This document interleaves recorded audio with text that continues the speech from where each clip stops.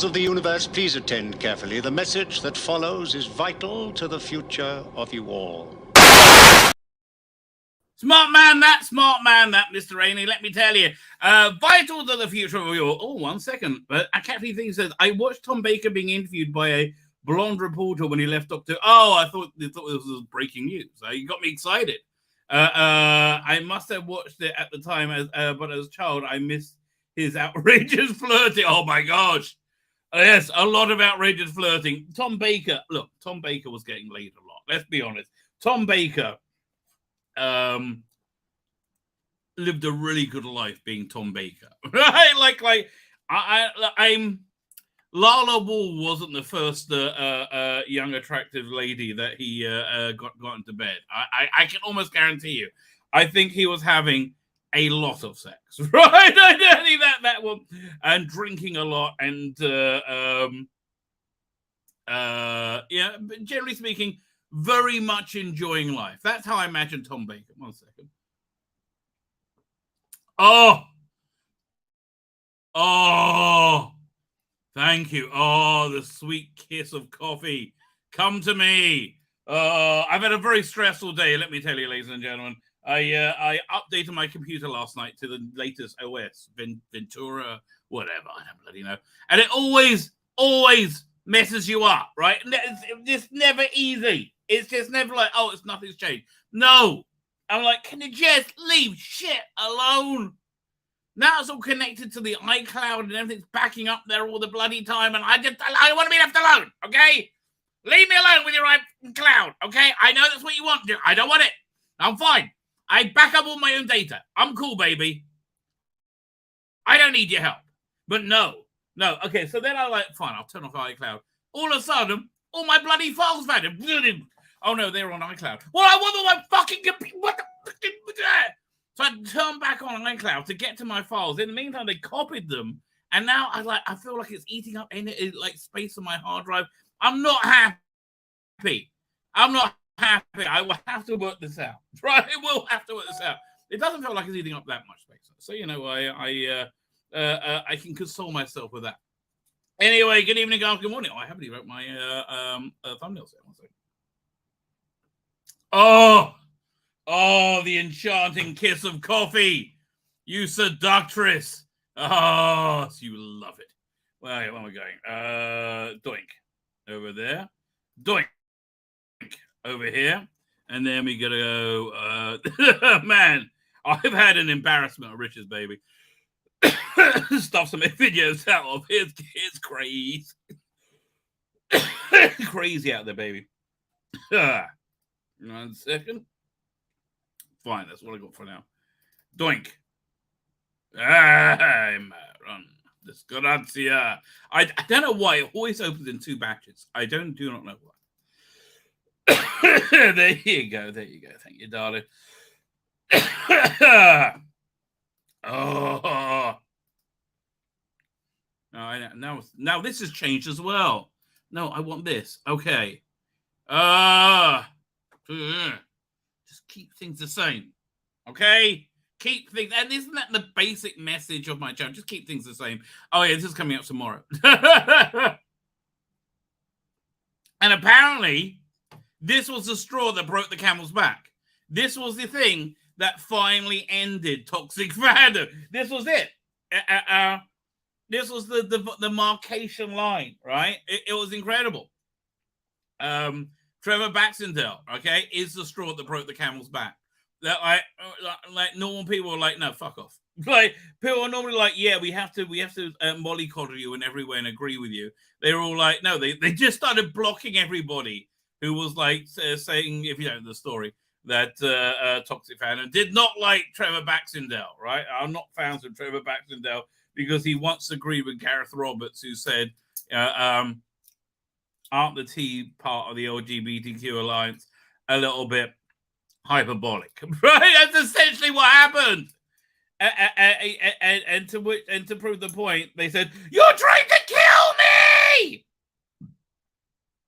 That kind of proves his point. Did that not? No. I mean, like literally, he just said, "Guys, turn down," and they're like, "Ah, I would have been a kid. No, he's going to put me in a camp. I'm like, what the fuck? Just chill out, baby. No. Very strange. Very odd. Anyway, so they came for Trevor Baxendale. First, they came for J.K. Rowling. Couldn't give a shit. Oh, man, we're going to read more about J.K. Rowling. First, they came for J.K. Rowling. And it was like, yeah, okay, bye. Then John Barrow, everybody they came for, right? The dividing line, the demarcation line is Trevor Baxendale. I mean, God bless him. I like Trevor Baxendale. I like his work, but he is that respected, right? In the professional fandom, right? He's like that's the point where they said, no, you're done, right? Incredible. Hopefully the pendulum will swing in my direction. And you know what? I think it's going to. I think the pendulum is swinging in my direction in many ways. I feel, I told you, this is a very transitional part of the year, right? We're in right now. We're on the run up to Tu B'Shvat, right? We're about 10 days away. Oh, I should open that if I want to drink it. That's when my drinking problem started. I feel the winds of change happening, mate. It's weird. I really do. It's I mean, like, literally as it's happening, like, it's in politics, right? All of a sudden, the news has got, oh my God, Joe Biden's a crook. It's like, oh my God, who knew? Like, it's so weird. And now they're talking about it. This is what I think is going to happen, though. It's going to blow up in their faces because this is not a controllable demolition, right? I think Joe Biden and the Democrats or whatever, whoever they are, who's ever run the country, have fucked up so much, right, that you can't have a controlled demolition of one part of it, right? It was designed that Biden would be a breakaway part and take the blame for everything. Yeah, I get that. But I think the level of failure has been so like titanic. It's I don't think anybody's getting away from this. But here's the question: when they raided Trump's house, were they planning this? I think obviously, right? You remember when they raided Mar-a-Lago? I was like, what the hell? That's a bit much. Why? Right? They were already they raided Trump's house, right? And they told Biden to go out and say, "Oh, it's the worst thing that Trump had documents." And this is a crime that literally everybody has committed. Like everybody. Like Hillary Clinton, I mean, good God. She had her stuff on a homebrew server. Unsecured. Hacked by every agency around the world. It's crazy. But anyway. So they know they can get everybody on this. This is like a catch-all. But they had Biden go out and say it's the worst thing ever. No. And then they knew they were gonna like use these because it didn't look like he was going willingly. Right? I think this is to punish him. He could have. I think he was supposed to pretend he got sick and bowed out. And he went, fuck you. The president. Fuck it. Yeah, mate. The director of the CIA is the president. Okay, that's the president. I'm not far wrong. Anyway, but it's weird. It's like they're going to release all the footage from January 6th. I mean, like, won't that conclusively prove the FBI calls? Just like, we'll see. Like, conclusively prove it. Sounds like it will, right? I don't know. So I feel the wind of change are coming, right? I do feel the wind of change coming. I think in my own life as well, I'm seeing it. Are you seeing it in your life? Because I really am, man. I'm seeing like I feel like the gears grinding into a different shape, right? Man. So hopefully all this evil will just fall apart, right? In front of our eyes.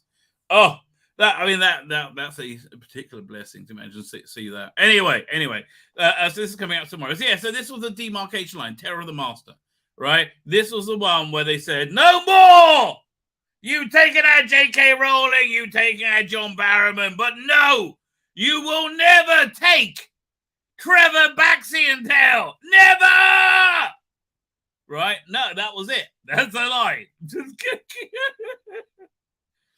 I wonder who else they could have come for and they would have got the same response. But like, boy. Here, what was it? I just saw it on Twitter and I thought this was really telling. Trouble is, Twitter's way too entertaining now. Oh, I just spend most of my time reading other people.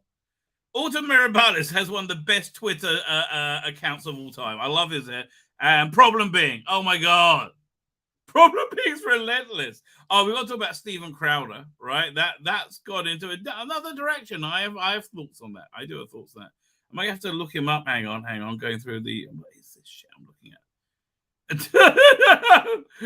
This is what it's like when you scroll through Twitter. You go, what is this shit you're looking at? I don't know. Bill Nye got nominated for an Oscar, apparently, according to this 5 hours. Fine, I'm going to have to... Problem being... There you go. Yes, his pronouns are you what?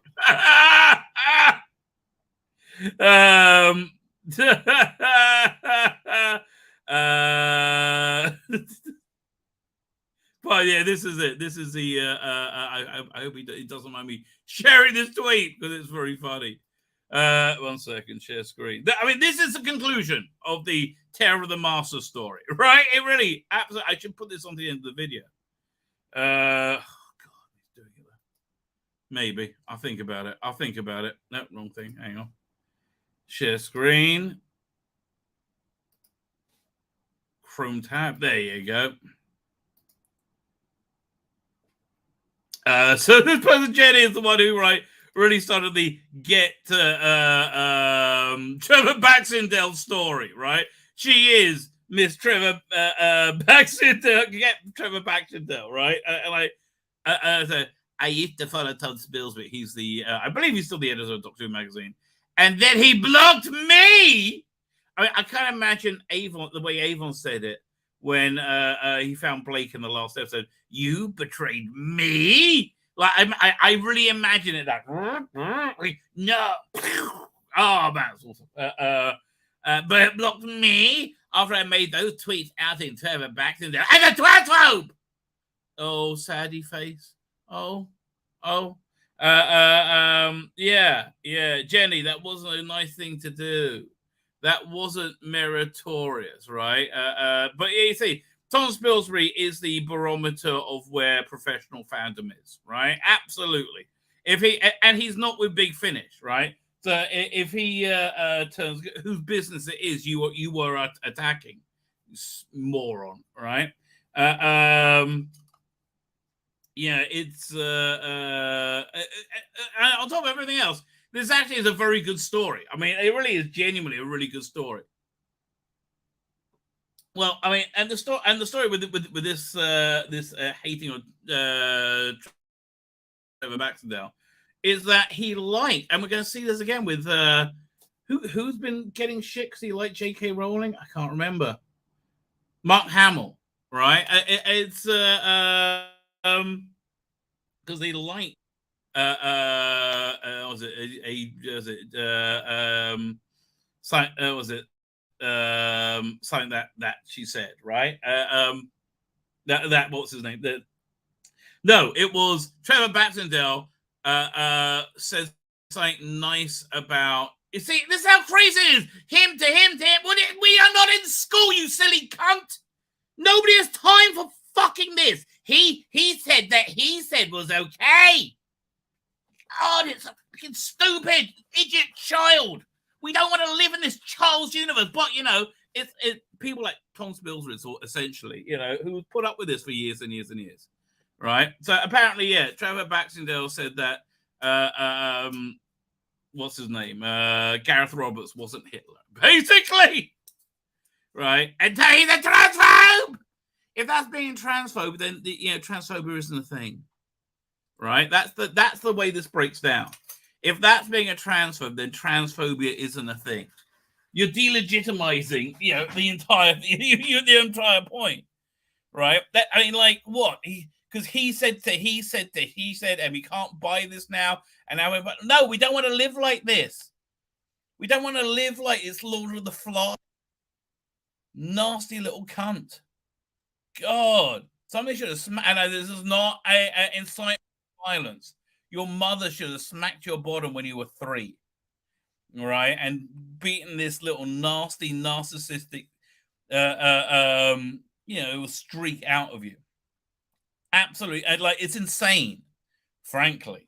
Anyway, I digress. So, Pyramid says maybe people are just fucking sick of you single-handedly trying to destroy people's careers, harassing people who don't align with you, and being a constant toxic presence in this fandom, Jen. Yeah, I can't really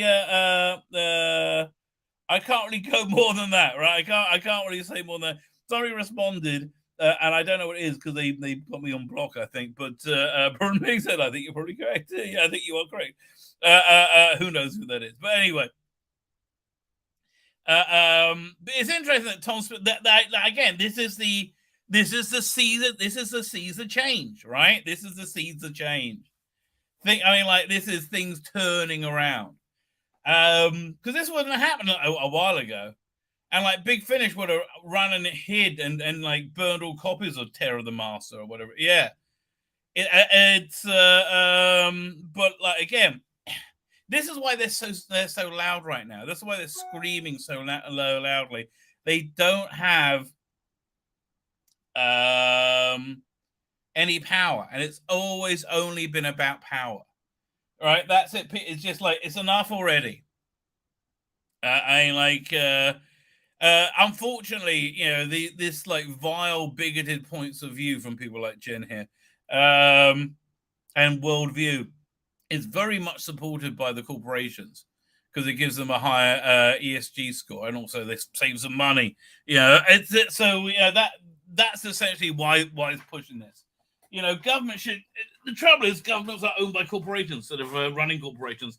Governments, if they should, okay. You want to fix American politics like that? Okay, you want to make everything better in the world? You ban all political donations. You can have individual citizens have the right to send in up to $100 a year to whatever candidate they like. Right? That's it. That's it. No more money. Right? No. Yeah, you can lobby as much as you like. You can't buy anything. You can't give them dinner. You can't do anything. Your money's gone, and that's basically what it is. It's been a way of funneling bloody money to these pieces of shit, right? Oh my God. Enough already, right? Enough already. It's all to their concerns. It's also bloody corrupt. Yeah, I hate being the one the one to break it in. But yeah, take the money out of politics. Could you imagine? And then people would just well, I either agree or disagree with that. I'm it's that would change the world, right? That would absolutely change the world, right? And make it that you have to have all your financial records completely open to be in politics. Make it not desirable, right? Or certainly add some downside to it, right? So you can only have this much, money in life or something like that, right? Again, if you make politics not desirable, I think you might get a better candidate or politician, frankly. So there you go. Look, I just saved. I just got rid of most of the corruption in America. Next thing, of course, will be disbanding the CIA and the FBI, and NSA, all the three-letter range, what's the one? The tobacco and firearms. I can't remember what it's called. ATF. I think ATF. Yeah, yeah. All of them gone. Yeah. We don't need any. Oh. Doesn't that feel better already? I'm really. Let's say but who will do the what? Make our lives miserable? Fuck off. We know the rules. Leave us alone. You know, could you imagine? Oh my God! I mean, the only way you can really get rid of the CIA, if again, messianic times, you have to say, look, there's nobody at war anymore, so we don't need we don't need intelligence services, right?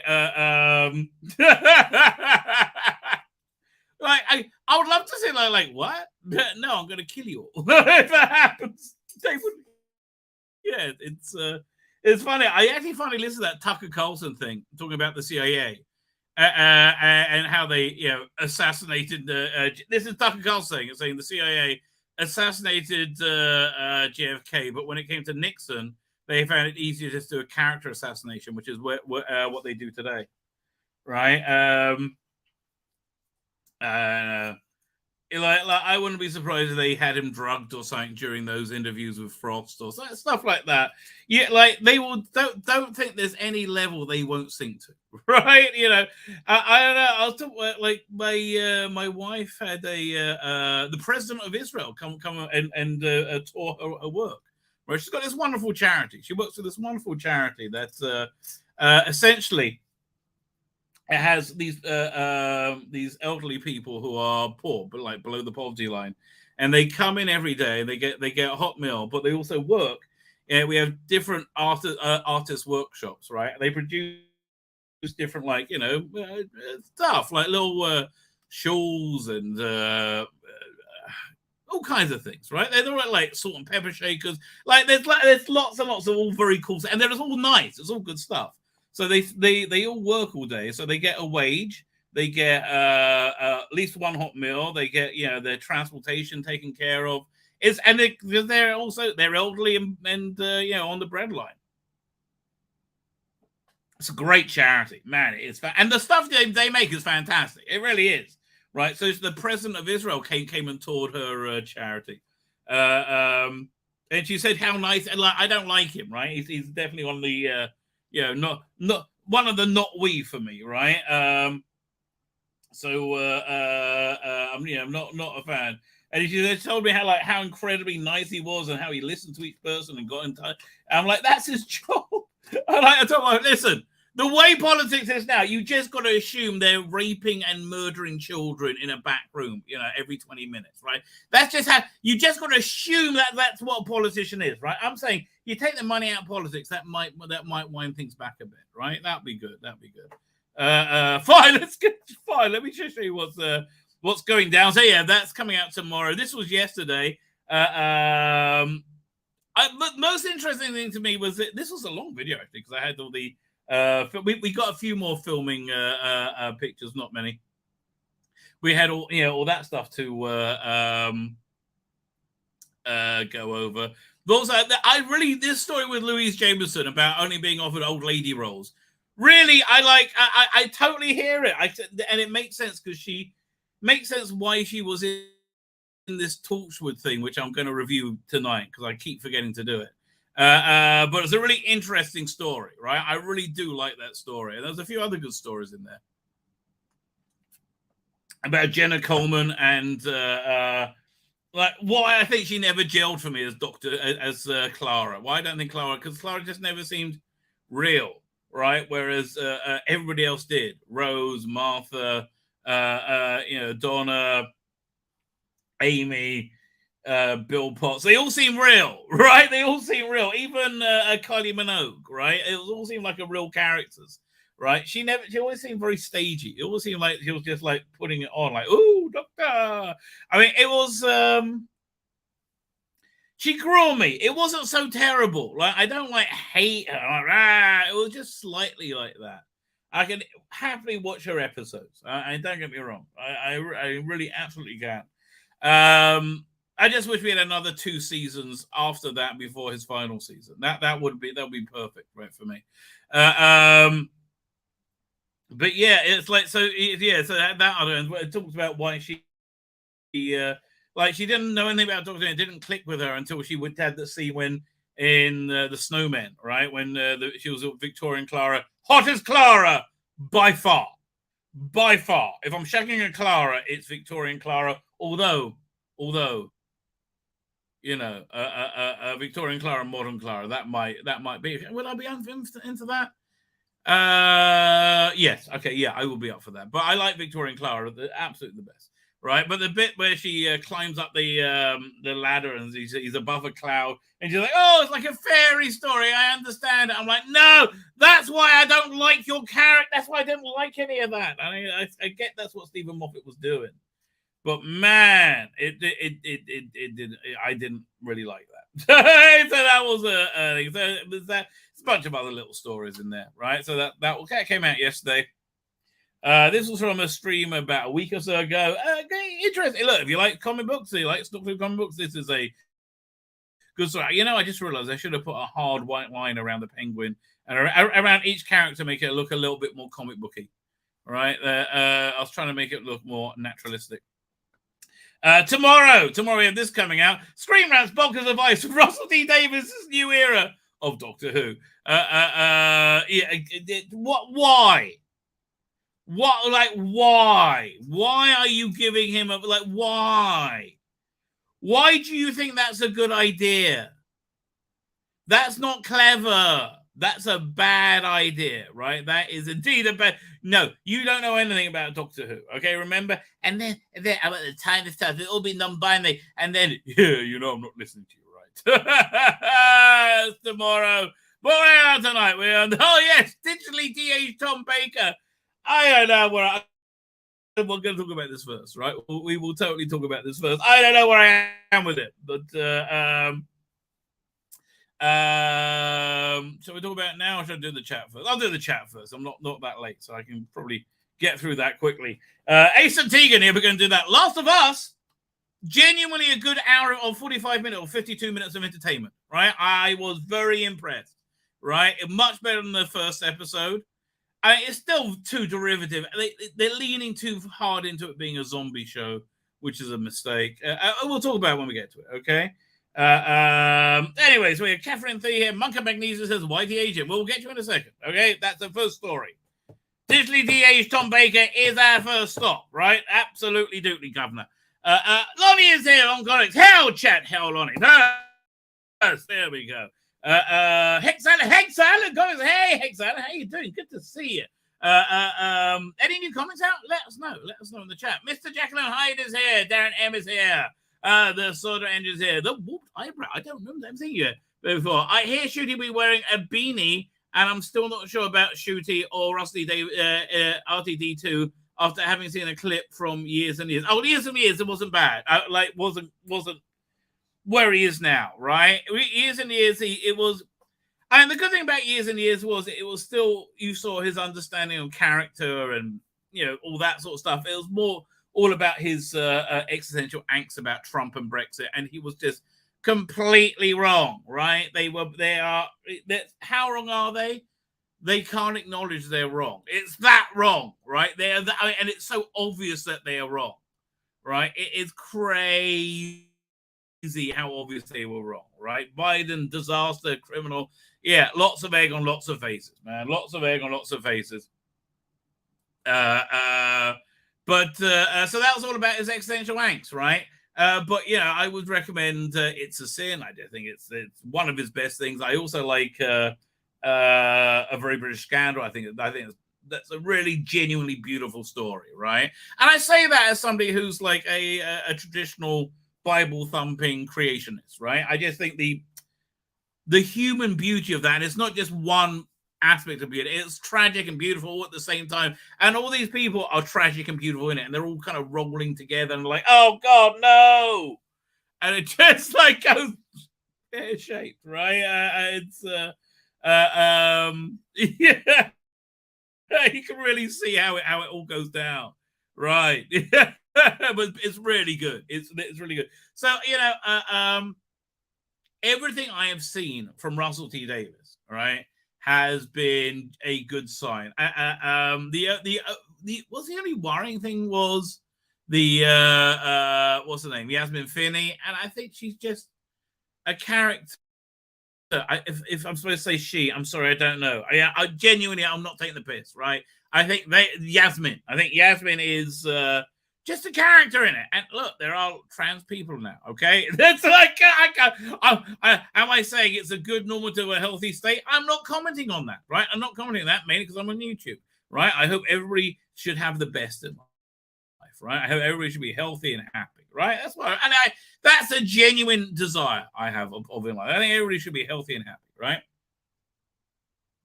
But I think it's just that, and I'm like, fine.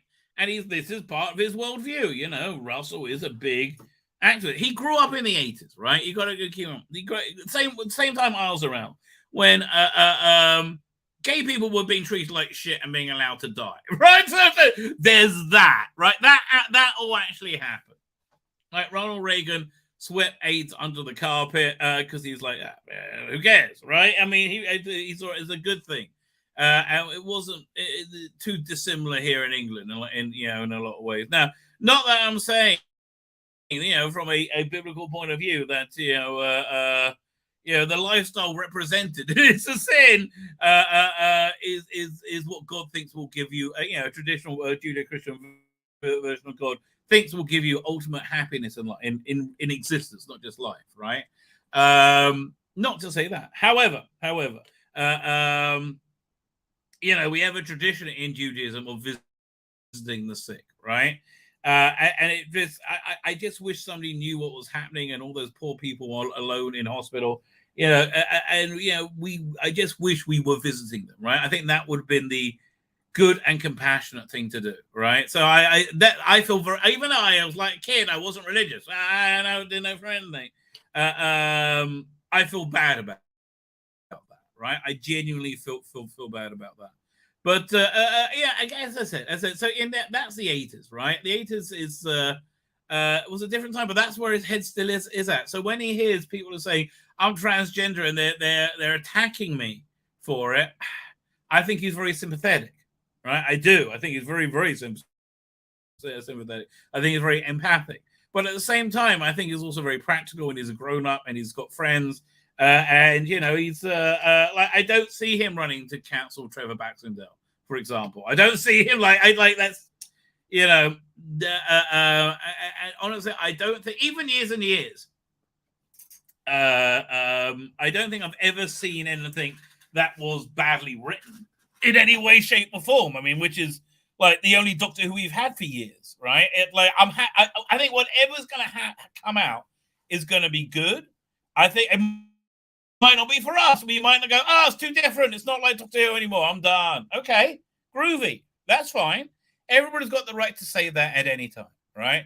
I think I'm probably going to like it. I want to like it, so there's that. I wanted to like Jodie, but I couldn't. But I tried. Let me tell you, it took me to the Sinungra conundrum, I think, before I was like, we are in shitball territory. And even then, but when Spyfall was coming out, I was like, okay, maybe they've learned their lesson. I'm willing to give it a go, right? I'm willing to give it a go.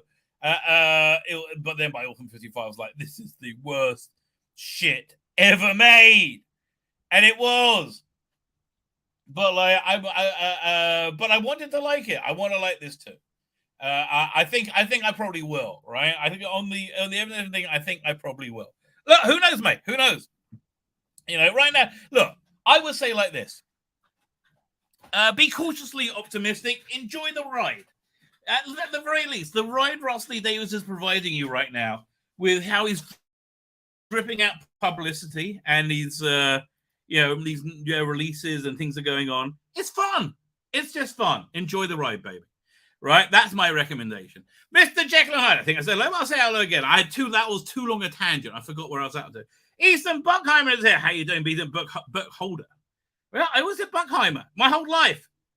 Chocolate milk was good. Chocolate milk was very good with a dash of salt. Oh, even better. Or with a nice big cookie, gooey cookie, with salt in it. Oh, that's very good. That is very good. Is that better than sex? Yeah, close. But no, sex is still better. Okay, I thought that through. Close. It's not so far. Where we up to? Fine. Let me just whiz through the chat. Go, Karen Maslow is here. I'm 6 minutes in. How am I only at 7:06? I've been doing the chat for like half an hour. What's going on, man? PD Richards here. How you doing, PD? Okay, whose pronouns did the master get whose pronouns did the master get wrong? Ooh, that's interesting. I don't know. I'm still thinking my favorite master is Ainley, right? That master is insane. He went from being like weird gay rapist, and that's really where he came into the world, as a weird gay rapist. As soon as he saw, I mean, there was something gay rapey about him taking the what's his name's body, Tremus's body, right? There was something weird and gay rapey about that. And then he met Adrek, and all of a sudden he's in a bondage fantasy, very gay rape. It was also, you got to remember, John Nathan Turner was kind of into that too, right? Obviously, it didn't seem like Annie was too opposed. But then his master over time becomes like a crystal meth fiend and just loses it by Marco the Rani, right? I mean, like, he is so fucked up. Oh my God! It's like, you watch that show, okay? Watch that story, and it only makes sense if he's on like some heavy Time Lord, like, Special K. I'm gonna dress as a scarecrow. Oh, I'm gonna find them. I'm gonna surprise the Rani. Dressing as a scare. No fucking reason. And he like prances like a cat, right? And then by the time he's in survival, man, he's on a long coke binge. That's basically what happened. A long coke binge ended with him on the planet survival, right? That's 100% what went down, right? So he's into his visual. I like the Ainley Master. That master is up, mate. Right? Yes, that's my take on the Ainley Master. Why I love the Ainley Master.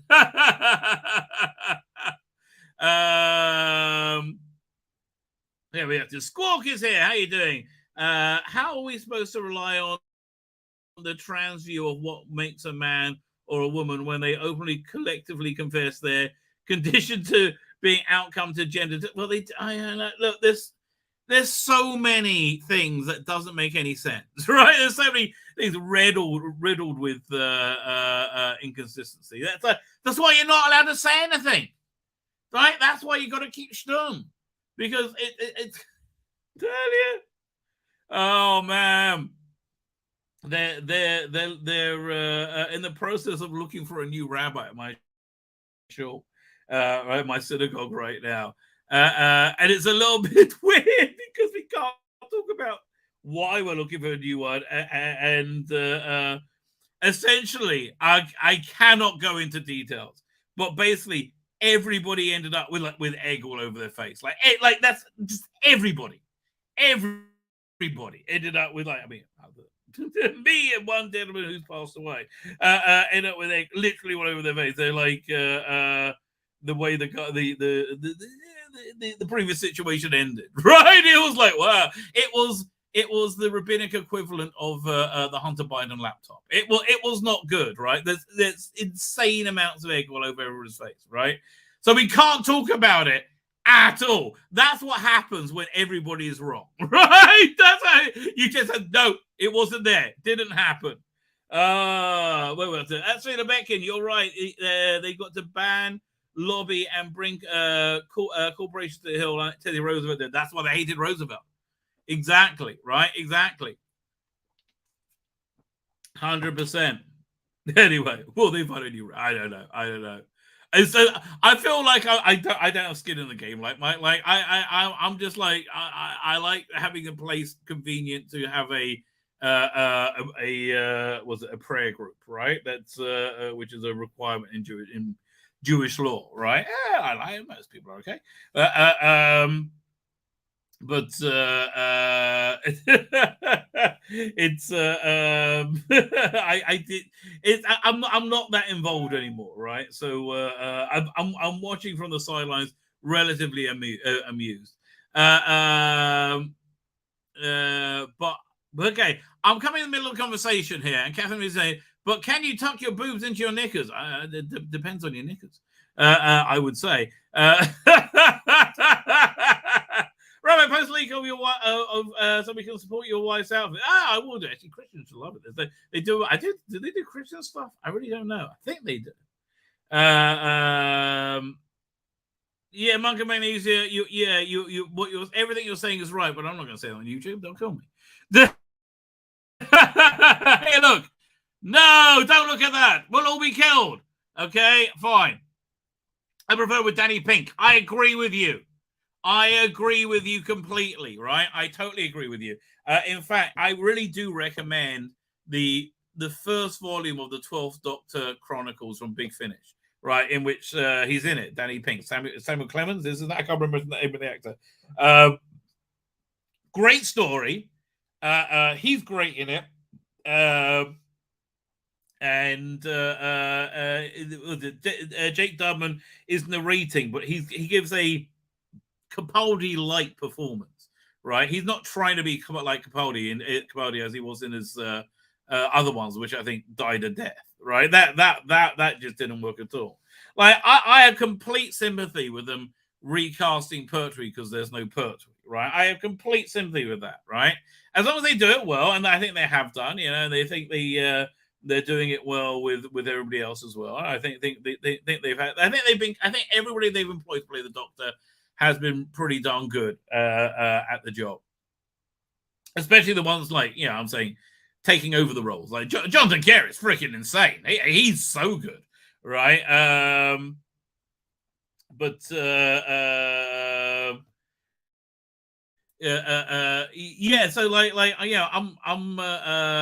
I've just lost my train of thought. Yeah, so I'm happy for them to do that. What was I talking about that for? Let me think. Clara. The Companion Chronicles. No, the 12th Doctor Chronicles. Yes, there you go. That was rather good, right? That was indeed rather good. Fine. Let me get back to the chat. Yeah, I didn't need to remember where I came from, but I kind of wanted to. Philip Bogart is here. How you doing, Philip Bogart? Thank you for joining us. I disagree with Ratili about gay characters should be played only by gay people, but if a gay actor is capable of playing a character, I kind of hear what he's saying, which is kind of where I am with Crowder as well. We're going to do Crowder, the Crowder story after Tom Baker, right? Here's the running order, right? I'm going to write this down now because otherwise I'm going to forget. Okay, 1 second. We're going to... Where'd it go? Open recent. RFAP notes. There you go. So here's the running order. We're going to do Boink. Tom Baker, right? Then Crowder. Then Big Finish Torchwood. I want to do the Torchwood review. Okay, they're the first three things I want to remember to do, right? Fine. There we go. Let's get back to the chat. I mean, I kind of hear what like it is probably easier getting somebody authentically gay mannerisms from a gay person, right? I'm not saying he would prohibit. Like, I don't think he wouldn't have Tom Hanks in something because he's playing a gay person because he's straight, right? I don't I don't think he wouldn't be like no, right? I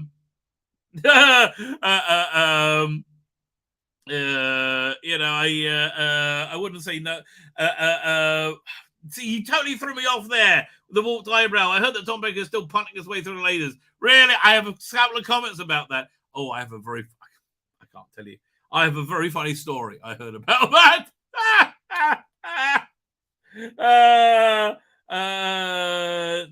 Your current rabbi. What did you do? I haven't done anything to this rabbi. We're still looking for one.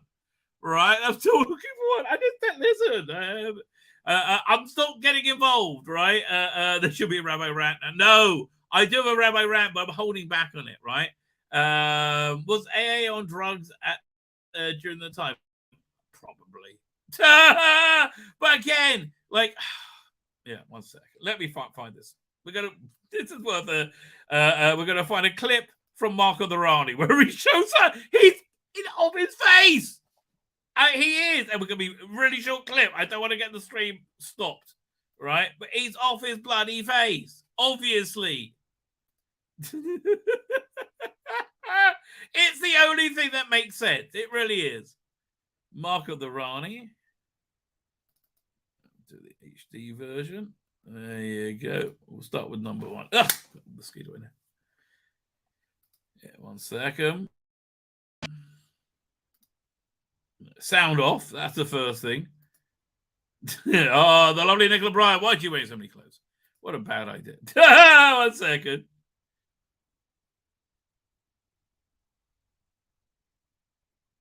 All right, let's just watch what he does. Everything he does is crazy in this, like absolutely crazy. Primitive and insult. But first things first. I've a... Like, who's he talking to?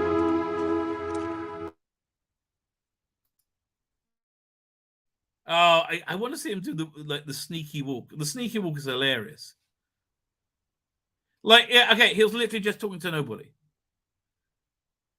There's the Luddites. Where's he hiding in the no, it's over here.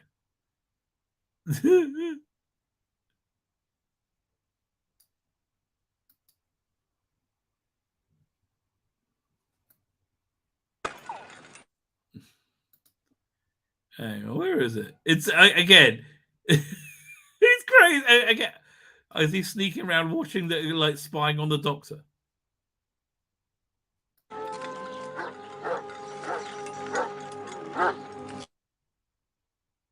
Yeah, look, he's high, right? Not the maybe the actor. The character is very clearly high. Let's see if we can find him. Oh, KMR looking very hot. Wait. Where's the first time he meets the Rani? That's hilarious.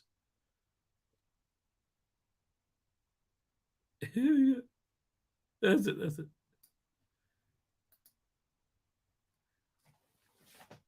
I'll just take this over here. I wonder if she sees me yet. And no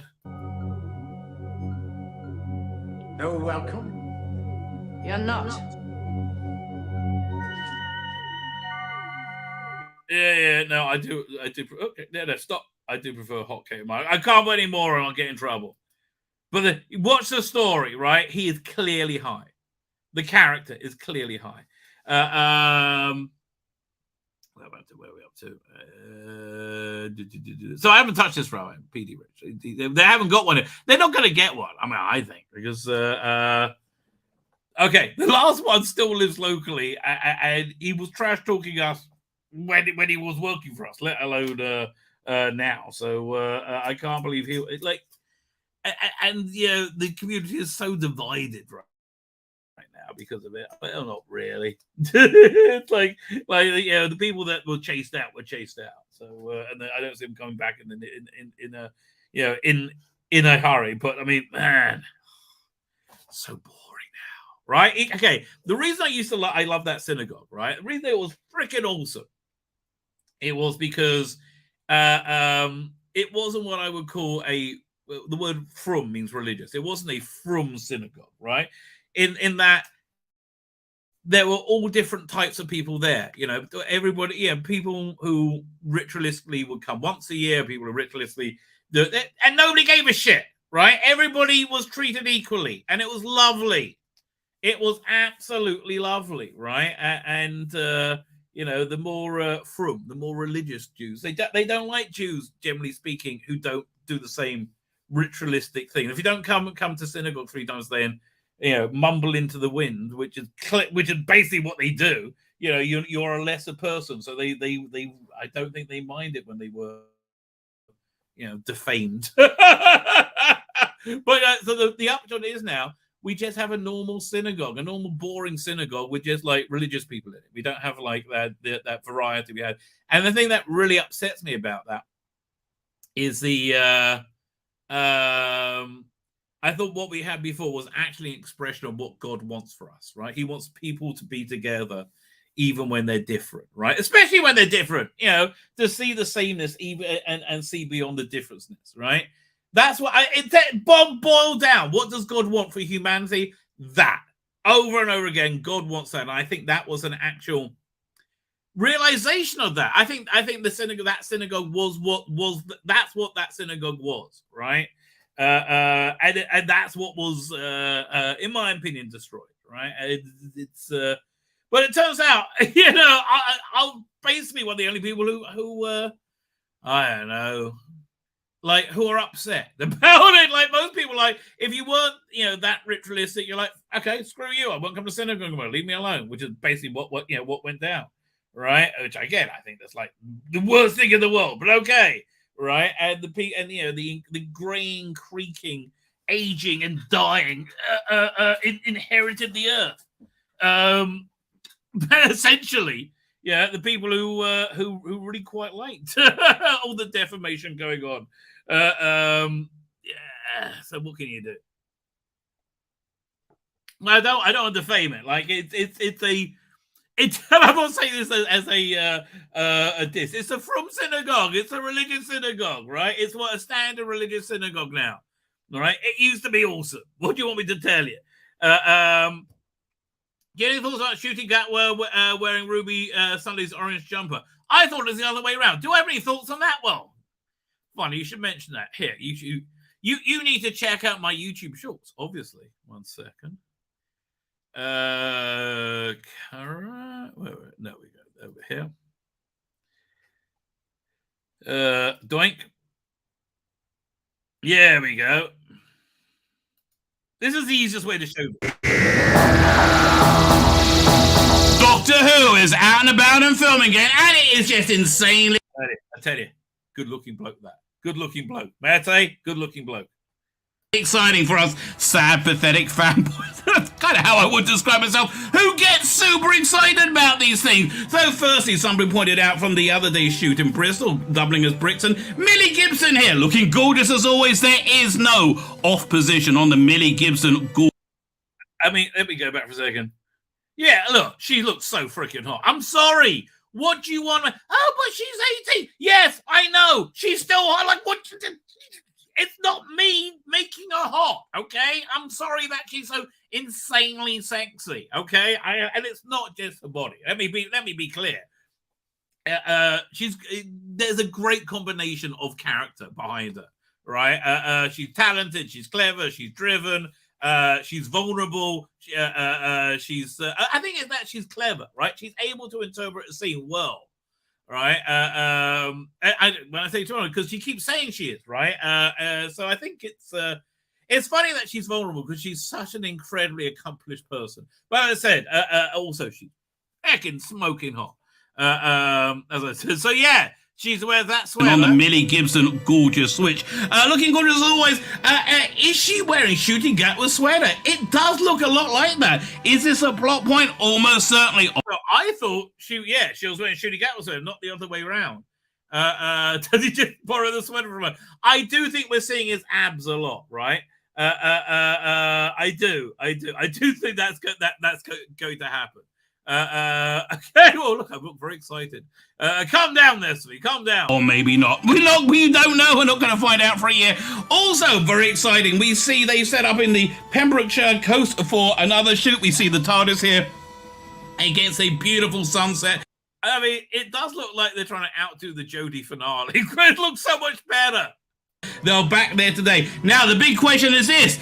Is this blurry little image here actually the first shot of Judy Gatwa playing Doctor Who? Oh, I want to see him running up and down a corridor, okay? I want to see him run up and down a corridor. I don't mind seeing his okay, man. You're going to see a lot of them, okay? That's going to happen a lot. He's going to be a very sexy Doctor. They didn't cast a sexy man with, like, perfect abs to not show his abs, right? The other guy who were in the running was Fede Alfier, who's also a sexy man with perfect abs. That's clearly what they wanted, right? They're like, they went to Andy Pryor, the cousin. Andy, yeah. We're looking at not so traditional this time. Not X-nay on the white now. Okay. Right, but sexy. We like the abs. Yeah, a lot of them. That's what he came back with, right? Fine. Fine. Let's talk about this rumor. Additionally, DH Tom Baker in the 60th anniversary. I don't know how I feel, but this is how I said on the show. I really genuinely don't know how I feel about this one. I can see the arguments either way, right? The rumor is Tom Baker will be appearing as the fourth Doctor in the 60s at some point. Either somehow, was it City of Death? I can't remember. They'll somehow tying into a plot point in a previous story, right? City of Death would make sense because I know Russell Davies likes that. So, the previous rumor of Tom Baker being in the 60th, I thought was unlikely. I think maybe his voice, right? But he's long in the tooth. He's getting on. I think it's very rigorous to be on set. I think I'll probably find it much harder. He's much older than Hartnell was when he came back for Three Doctors, right? I think he'll find it much harder. He looked like he found it reasonably hard with the 50th, right? So I just found that, not particularly credible. However, this, I can see him giving a performance sitting down, maybe standing with like the dots on his face, right? And which they then capture. That I could see happening from his house, right? Especially if you have like Nick Briggs go around with the people he knows, right? I could absolutely see that going down. Does that mean it's going to happen? I don't know. It's Meet the Beep changed everything, didn't it? Meet the Beep is less like anything could happen, right? Literally anything could go down. It's very expensive. Do they have the budget to do that? I don't know. I mean, like, maybe they do. If they do, that'd be fantastic. It could be. That's the answer. Let me know. Could be. The TARDIS becomes a touchy-feely booth. What? You'll get in trouble, PD Rich. You will get in trouble. Fine. See, this is why I made the list. Crowder. Let's talk about Crowder, right? Because this I find fascinating, and thank God for Tim Pool for explaining why I find it fascinating. He really put his finger on it, and it's like this: the thing playing out right now is what the future of entertainment will be, right? What model entertainment will follow, and I want to say I don't disagree with either side at this point. Right, I see the merits in both the sides, and I think the real crux of this story is the heart is the captain of the ship, as we will see. The heart is the captain of the mind, as we will absolutely see. So, Paul Eyebrows said, "Here lies Tom Baker, a man who made titties tingle." Yes, we said yes. You know what? I should, when I get around doing my t-shirts, that's going to be one of them. Absolutely.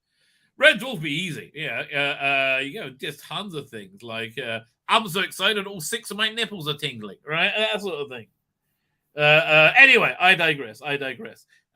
Crowder. We're talking about Crowder. So, yeah, the heart is the captain of the ship. So, the nature of the conflict right now is, on one level, the future of entertainment, because we are evolving past what we were, right? We're evolving into something new, and Daily Wire is probably one of the biggest players in the space, one of the most established, one of the most successful, with a lot of content I like. I like Candace Owens when she was on Tim Pool last week, just blew me away. She's always fantastic, right? Always fantastic. And then, but they have a very traditional Hollywood way of doing things, right? That's their basic go-to thing. They have a very traditional Hollywood way of doing things. And is that the model moving forward? Tim Pool, I don't really think so. But here's what I think went down, right? The heart is the captain of the ship. I think Crowder's criticisms bear weight about 80%. Yes.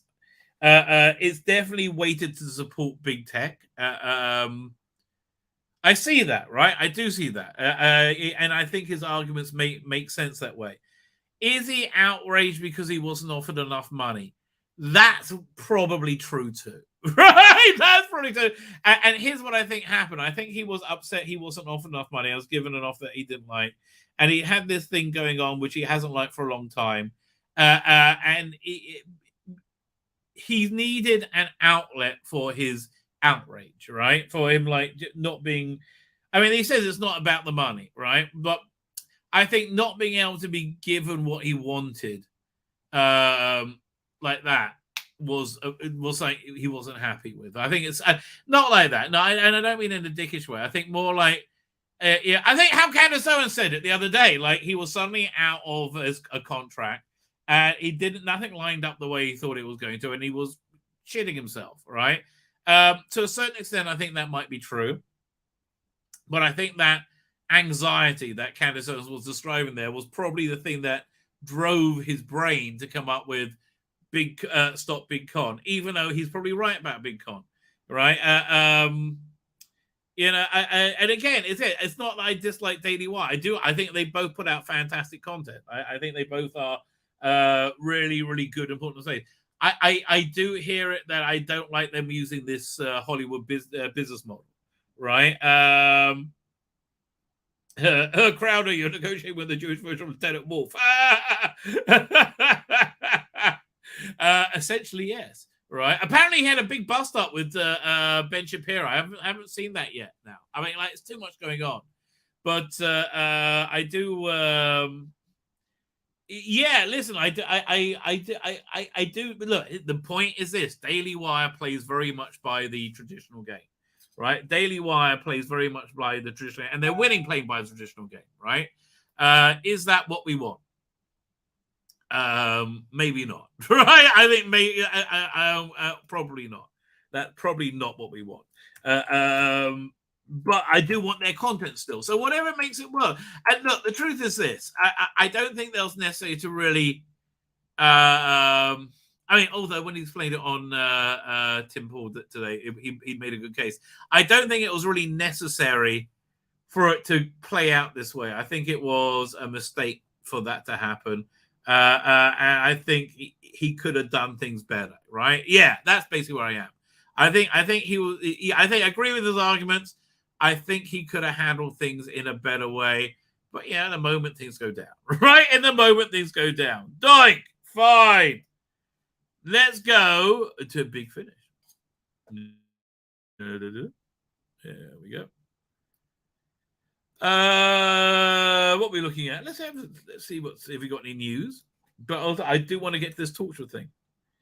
Class not interested. Steedham is still not really interested. No, there's nothing going on. Cass boring as hell. Fine with Cabra Space 1999. Fine. So let's have a look at this story. I've been wanting to review this, and I haven't really had a chance. Right. So this is Torchwood Double Part 1, and you notice I haven't bought Part 2. This is not because I hate Part 1. I don't hate Part 1. I think it was very serviceable. I think the idea was good. I think the idea was strong. I don't think Guy Adams is the strongest writer, though. Be honest with you. I don't think he had this. I don't think he had the skill to pull it off in the time that he was given. That's essentially it. So it's a great idea. Louise Jameson leading a 1970s Torchwood with facing off against the Autons, and during the energy crisis of the 70s, where there wasn't enough oil. It seemed to work really well. It had a feeling that it'll be like Edge of Darkness sort of thing, one of those great BBC serials, and it's not. It's close.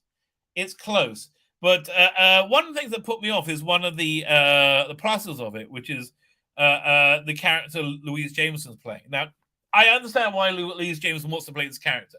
She was bemoaning only being offered old lady roles recently, right? She was like, and this is a really interesting character, right? It's a detective. It's a very masculine character.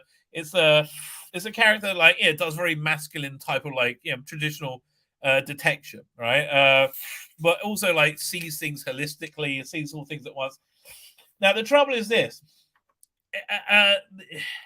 they don't really have time to develop her, so it all seems very false. Now, I think she does a good job with it, but I think the characters never really gels for me, because this really needs a 5 or 6, minimally a 4-disc set to build out this character, right? Where they bring this character to in the first disc feels inauthentic because it feels rushed, right? And they are rushed. They only had two releases, 2 discs, but they're on like disc 8 of character development on disc 1, right? So it's just too truncated. Also, it's not. It doesn't really hit the nail on the head, emulating the 1970s, eco thriller. Yeah, the Doom Watch thing. Which is, I think, what it was. The more adult thing than that. I think it's what it really wanted, and it's a shame really, because the first of the Survivors releases, the ones with Chase Masterson and who was it, Davros in it. That really had that tone. That had the tone you wanted this to have, right? That very bleak 1970s tone, right? And this didn't really come together. Now, it's only half a story, but their review. Look, they offered it as to buy them individually, so you could have a feel if you wanted both or not. I did, and while I have no real actual complaints about it, it's not enough to make me put out another 11.15 to hear the end. I don't care enough about it to hear the end, right? And one of the reasons I don't care enough about it to hear the end is this. It's a strong female-led sci-fi audio drama, and I only get strong female-led sci-fi character dramas. Like, it's so done to death. Right, it's so done to death. I just finished listening to another one. What was that I listened to recently? But it's just so done to death. I mean, that's really the problem you got. The balance of the sexes is wrong in Big Finish, right? And there's something they need to address immediately, because it's really hurting their releases. Yeah, essentially, it's okay to have a few men. It's okay, right? I was also a little bit disappointed with Amari Douglas in this, who played this in a very modern way, right? He's got that like kind of. And one of the reasons I hated, one of the reasons I hated for many reasons, I hated. Oh, what's that? What was the Jodie Whittaker audio podcast thing they did? Redacted, was it? It's because the main characters, the trio of stunning and brave trans people, just sounded like the most awful narcissists with this like horrible lazy drawl of speech. Right. So he played it like that, right? And it didn't work for me. I maybe not like the character, which is a shame. Right, which is a shame. There's a lot of bits of it that I liked as well, but it just wasn't enough to get me to buy the second disc. Let's read the blurb. 1970s London is a place of suspicion and murder. The assassination of entire embassy comes to the attention of Torchwood. There's a global energy crisis. There's an alien invasion. There's petrochemical companies are subject to hostile takeovers by the mysterious Ness Oil. Extremely hostile takeovers, yeah, obviously. Roberta Craven was once a spy. Now she's broken, but she can still see the patterns in the world, and they're closing in around her. Yeah, again, it was too much. This character had too much going on, too quickly, right? And I just don't think Guy Adams had the skill to really pull it together, right? To be frank, okay, that's basically what So, I'm not recommending it. I'm not recommending it either, right? If you want to go check it out. I listened to the first disc. I was like, okay. I put my money in, and I'm done. Essentially. What's the other stunning and brave female-led thing? I can't remember. There was something recently. What was it? Man, there's so many things I don't listen to anymore. Didn't get this one, the Connections. This was excellent. Escape from Reality. Yeah, a unit, Brave New World. This was good as well. Doctor Who fights with monsters. Wait a minute, they had the cover reveal for the new Torchwood thing. They didn't. You haven't put that on your new thing yet. This wasn't bad. Again, this was what I just listened to. Right, this was a strong female-led sci-fi drama. I'm like, enough already. You know, I don't mind women. Being with them can be women. It's okay. Enough already. It's crazy now. Right? You need to calm down with this crap. Right? Really? Oh, fine. So we did that. What should we get to next? Let's get to the Last of Us. Because I was genuinely quite impressed with that. I really was. I was much more impressed than I thought I'd be. And second, it was a really solid 52 minutes of TV. Last week felt much more derivative.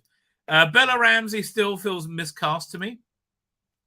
You know, yeah, it's and also Pedro Pascal. I mean, like, yeah, he's okay in this. He's pretty good, right? So, dying list. Oh, I got some screen grabs. Share screen. Doink. There we go. Fine. So last week we started off in, when was it? 2003. I was going to say it in a minute. And we see the sudden breakdown of civilization. My problem was it's way too derivative of zombie movies, right? And the way the infection spreads is by the infected biting people. I just thought like somehow the spores came out their mouth and went into other people's mouths rather than saying like as done many times before as being bitten, right? I just like too much, right? Too much, and they do something like that at the end of the episode, which doesn't make any sense at all. Darren M said Lunar Yields was last weekend. Yes, I know. I always follow the lunar and lunar cycles because the times that Sabbaths go in and out depend on it. So we all kind of know it. Anyway, I digress. So essentially this guy Pedro Pascal, has a daughter. And he's like an army vet, and suddenly a zombie apocalypse happens. Okay, zombie apocalypse. He saves her, but she ends up being killed. He cries. 20 years later, it's current day, and it is pretty bleak. Everyone's dead essentially. The only human survivor in like these fortress towns. A boy comes in at the beginning, like a little boy comes in at the beginning. They scan him, and he's infected. So he's euthanized, like they inject him and he dies, and next thing you know he's being burnt, right? But like they're burning his body, and it's just like a bit much, right? So that's where that's the world we're in. There's these there's essentially a fascist government is in control, the Fedra or whatever they're called, and there's a resistant movement called the Fireflies. Who are essentially at war, and people keep getting caught in the crossfire. Pedro Pascal is and his girlfriend Anito from Fringe. It's nice to see her again. Actually, it really is nice to see her again. She's they're kind of like hustlers. They break out of the compound every now and again. They go, they sell pills and stuff. That's kind of like who they are. And they have a battery stolen for the car, and they need to go and get it. And they find it's a Firefly place, and there's a girl there who's like Bella Ramsey. In the game, it was so much better, right? Because she was like a nice girl, and you liked her in the game, right? Here, she comes in instantly, and she's pissed off, and also,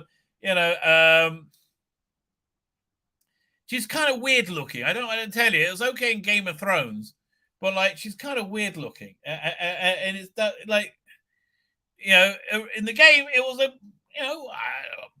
I wouldn't say pretty, like a normal looking person, right, and a sweet looking girl, right, and she's not sweet, so she's all pissed off.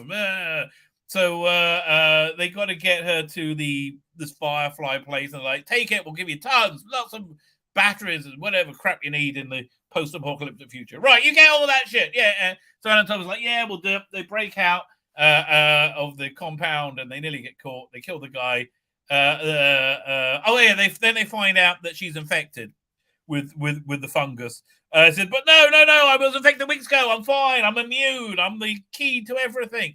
I'm the girl who's the key to everything. Yes, that actually happened. She's the girl who's the key to everything. But it wasn't bad, right? It wasn't bad. It was that in the game as well, right? So they're like, fine, and they get out of the city, right? And they're off on their journey, right? Fine. So now we're in this week. It starts off. I think every week's going to start with a flashback, and if they don't, it'll be stupid. But right now, I like it starting with flashback. And we're in Jakarta, in Indonesia, in September 24th, 2003. Yeah, this is the day the virus breaks out. The way they introduced it in the first episode was the best bit of the episode. They had a clip from a 1968 what's it called? A 1968 chat show talking about the end of the world, and we had one virologist said a virus could wipe everybody out. And the other guy said, no, it'll be fungus. Fungus are, they can't live in a human body, but if they do, then all bets off. Fungus can take control of the body and use it to spread themselves. There's nothing we can do to stop them, right? So that is set up quite well, right? So starts off, this woman's having lunch in a restaurant, and I like they're all smoking in the restaurant. That was kind of cool. And they take her away. She thinks she's off to be killed or something. She's like, have I committed a crime? Said, no. So she's a professor of fungus or whatever. And said, no, we need your help, right? They bring her in, and she's got what's going down, right? So she looks at, that's a fungus, mycelial fungus. So why was it in a preparation of whatever it was used for? Like, I can't remember. So it's because it was taken from a human body. So it's not possible. And said, well, yes, it is. So it takes her into a room, and this is the body that was taken from.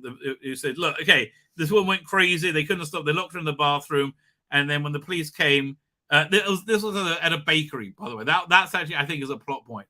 They locked her in the bathroom, and when she came out, she attacked the police, so eventually they had to shoot her, right? That went down. So she examines her, finds the fungus. You basically know what's going to happen. Oh, yeah, so wait. And then she goes in the mouth, and the fungus comes out in the mouth, and they're still moving, and she's like, ah! And runs screaming, right? So then, like, she gives her a cup of tea, and she's freaked out, right? She doesn't know what to do. So what will happen? So this woman was bitten by somebody, and then she went crazy. And said, do you know the person bitten? No. So did she bite anybody? Said yes. Is anybody not accounted for? Says 14 people. We need to know how to kill this thing, how to stop them. And she's like, you can't. Right? Now, I don't know if this is true. Can you not kill fungus? Really? You can't put bleach on it or something? I don't know. Okay, you can't kill fungus. You can't. There's no antidote. There's no cure. So what do we do? Says. So then she's like, bomb. You got to bomb this whole city. Bomb everywhere, right? If we have bomb it. And she wants to go home to be with her family. She knows she's going to be killed because they got to wipe out the city. Otherwise, the world's going to end, right? Nice title sequence. If you're into fungus, I do like the way they show it growing. It's very, very cool, right? Last of Us. Anyway, so they've just found out she's infected, but immune, but he doesn't trust it at all. She wakes up, and they're in, and they're watching her, right? We're not sleeping. They can kill her, right? So they're like, well, what happened? What's going on? So first she goes to the bathroom. And what happens is I was bitten. They test me every day, and I'm not turning, right? And she has they have a research out west. They want to get me there to work out what's in my blood that's stopping it, right? So they stop and eat. She has a chicken sandwich, and he has crap jerky. And she's like, so Anatol really believes it, but he says, look, we're going to make money anyway, so we have to do this. And he's like, we've heard this story a million times before. It's not real, right? But fine. No, they're going to do it. So then it gets cool, right? So this is where it starts to work. When they get, and this is where the TV show, the game works as well. When you're seeing the post-apocalyptic world. Now they mentioned there, like, this crazy. So what's that? So that's when they bomb the cities, right? So apparently they all bomb the cities to stop the spread. But it didn't really work. And now we're into like very traditional zombie TV show. They're walking in post-apo, but it's still not bad. So they get this hotel and they got to like go into the water to get there. And I kind of remember this from the game. And she's playing around and they find a dead body, like right. And again, I don't know how they do this because it's literally the game. But it's still interesting to watch, right? You can see them having obstacles. Like they get to it, oh no, it's blocked. I have to go. I'll climb up. They wait there, and they have like a little talking. They're like, he's like, don't talk to me about anything. Basically, leave me alone. I'm not answering questions.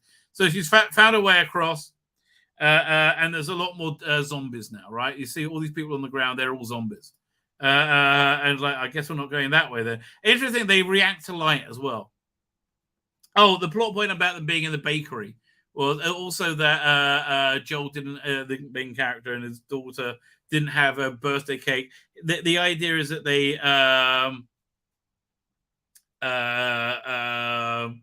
the fungus travels through what's it called again? Flour, right? That's what's going on. So then, okay, so you go to the next level, right? And they have to go. I remember playing this, right? And it's still entertaining to watch. Again, help me zoom in. This is, can I zoom in? How do I zoom in? I really like the all this attention. Like, we're like, this stuff is covered in fungus. So it's like they're checking it out and they check the bodies and they're like, it's they're all dried up. So he thinks maybe everybody in there's dead. They've been there before, right? They've explored this part of the city before. So they go in and they're going around and they find like a freshly dead person. Like, that's bad news. That means there's something in there that's going to kill them, right? So they're like, okay, just all be quiet, right? They got like the fungus infested stairs. I love that, by the way, the little fungus infested corpse of a woman. I think that's all very cool. And again, I found this a solidly entertaining, hour of TV, right? And they're upset, and you know something's going to go down, right? You know something's happening, and suddenly the stairs collapse behind them, so they can't go backwards, so you can't escape that way. And they hear something. They hear the noise they make is very good. They're like clicking noise, and it's coming, and you see suddenly this one, right? There's two like this, are like really, really. Grown, right? They must have been fungicized for quite some time, like years, right? And I do like the look of it. It's a nice horror look. It's creepy. And they walk like they've got what's the word? Not spina bifida. Like when they can't walk, but yeah. So I got a couple of good screen go. Yeah, this stuff is so creepy, right? It's really so creepy. Why does Ellie look like Miles Teller in a wig? That's the problem with it. Yeah, that's really the problem, right? So anyway, so now they're chasing you around. This is the game. They just made the game into a TV show, but it worked. I don't know how, but it did. So this is a great bit of television, right? So this comes in, is looking for something, and then he's trying to get. Apparently, they don't see light. He's trying to get his gun ready. And you see it like walking about, and then it zooms in on his face, and then you hear it right next to him, like, right, it's right next to him, and it goes off in the other direction. Anyway, they attack. They got to shoot them, and she attacks it with a knife, an axe. I mean, I think, by the way, them growing the let me go back, see a decent picture. I think the idea of growing that thick fungus over here is to protect its brain from being shot, right? So it makes it harder to kill. Right, because that's basically how you immobilize them. So I like the way that's the their methodology. Yeah, Yeah, again, solid TV. It really is. So she gets attacked, scratched again. And she's like, well, what am I mean, right? Anatole's like, okay, that's freaky. And they, again, we're in the part of the game, right? They climb over there, and we go to the next level, right? They have to go. We're going to do some walking, and then we get to the next level, right? Next level is the Firefly base, and nobody's there. They're like, what's going on? So they check it out. There's blood everywhere. The people have been killed. What's going on? They go inside. It's a bloodbath, right? And basically, somebody was infected, and they ended up killing each other. Yeah, essentially, that's what went down. Where are we up to? So so she's trying to find a rager to find out where she's supposed to take them to, right? So we got to do this. It's like, it's over. We're going home. Says, no, I can't go home. I said, no, you have to. She's been infected, right? So I'm going to die here. You can see, look, she's not infected, right? She basically begs her to get. This is like my dying wish to get her to say, she's like, fuck, I've got to do it. Okay. Meanwhile, right, the fungus, the mycelial network contacts. The way they did this was clever. He had to shoot one of the people that got it. He shoot one, and then you saw the tendrils go around the fingers, right, and then you saw the tendrils go around somebody else's fingers. Yeah, and he wakes up a swarm to get there. Anatole's going to like flood the place with gasoline. They all come in. At first, they ignore her, but finally, and she can't get the thing to light. Finally, somebody sees her. So, what's going on with this? I don't bloody know what is going on with this. Like, he goes in and gives her like this long, lengthy kiss, and she's trying to light it, and finally she does. As she's being kissed, then she drops it. I mean, she doesn't back away, and boom, big CGI explosion. And end of episode. Right? They go see what's going on, and then look, they set up the premise for the show. It's the premise. We got another, 7 weeks ago? We're in the premise. And off they go. Miles Davis in a week. For some reason, that's early now. Again, solidly entertaining bit of television. I got no complaints. If you haven't seen it before, I think you did quite well with it, right? It's like the first week, again, I tried to watch it as its own thing. I forgot. I got to reload these pages. I tried to. Here we are. I tried to watch it as its own thing, and the first week, it just seemed very derivative. This seemed to be doing something new with the genre, right? Am I bored with the genre? This week was better, right? This week was much better. So yeah, so far it's a recommend. Oh, well, let's go for it. Where's my mouse? There you go. Let's look at Ace and Tegan Adventures. Right? Because they're actually talking a bit about that today. All I can say is 4. 4 what? I don't know. What? Why am I with a golf club? I don't know. There we go. Oh, they changed the way they're doing this. Okay, so now it's I don't like the way they're doing this at all. It used to be I can open up. Oh no, yeah, no. That's the way we do it. That's much better. Oh, I didn't like that. I thought they're gonna make me open this as a Chrome tab, right? So Thomas Bacon is not the most stupid person in Screen Rant anymore. The video I did today, where is it? I closed both those windows. But this was the article I was going to do, but it seemed too good. Here, we'll go. Let me reload it. This article is insane. I think I'm saving this one because it's too good. 10 things they'll never be able to get away with in Doctor Who today. Yeah, this is like, it's like, oh, you wouldn't be able to have, oh, he's problematic. What the hell? Fine, but let's do this article first, right? Classic Doctor Who companion wants a spin-off show. I can see this very probably happening, right? She's the right age, but don't think Tegan. I don't think Janet Fielding's up for it, frankly. I mean, look, she was never one of the greatest thespians, even when she was acting, right? So, she can do Doctor Who, right? Last of Us Part 2. Oh, forget it. No, leave me alone. No, I don't want to know about it. It was supposed to be awful. Anyway, I don't think they're going to do that. I think it just got so roundly panned. Anyway, I digress. I see an Ace spin-off really possible and quite likely. In fact, I think they're going to want to fill the hole left by Sarah Jane Adventures. And Sophie Aldred was fantastic in the Power of the Doctor. She stole the show, right? She was genuinely very, very good, and it was nice to see Tegan. But I think she really genuinely stole the show. I think she got the chops to be able to do it, and I would like to see her do it. I'm thinking maybe doing the Power of the Doctor excited her about it, like turned her back on. And I know Rusty Davis saw it, and I know he saw it was a good performance, right? It's so funny. I'm watching three of them here. The one with the least smug, the more smug you look, the less talented you are, right? You got Janet Fielding, who's very loudly smug, like, oh, look, I'm looking down at you, right? There's definitely got that look. But I think much more smug is the quietly smug Jodie Whittaker. I'm Jodie Whittaker.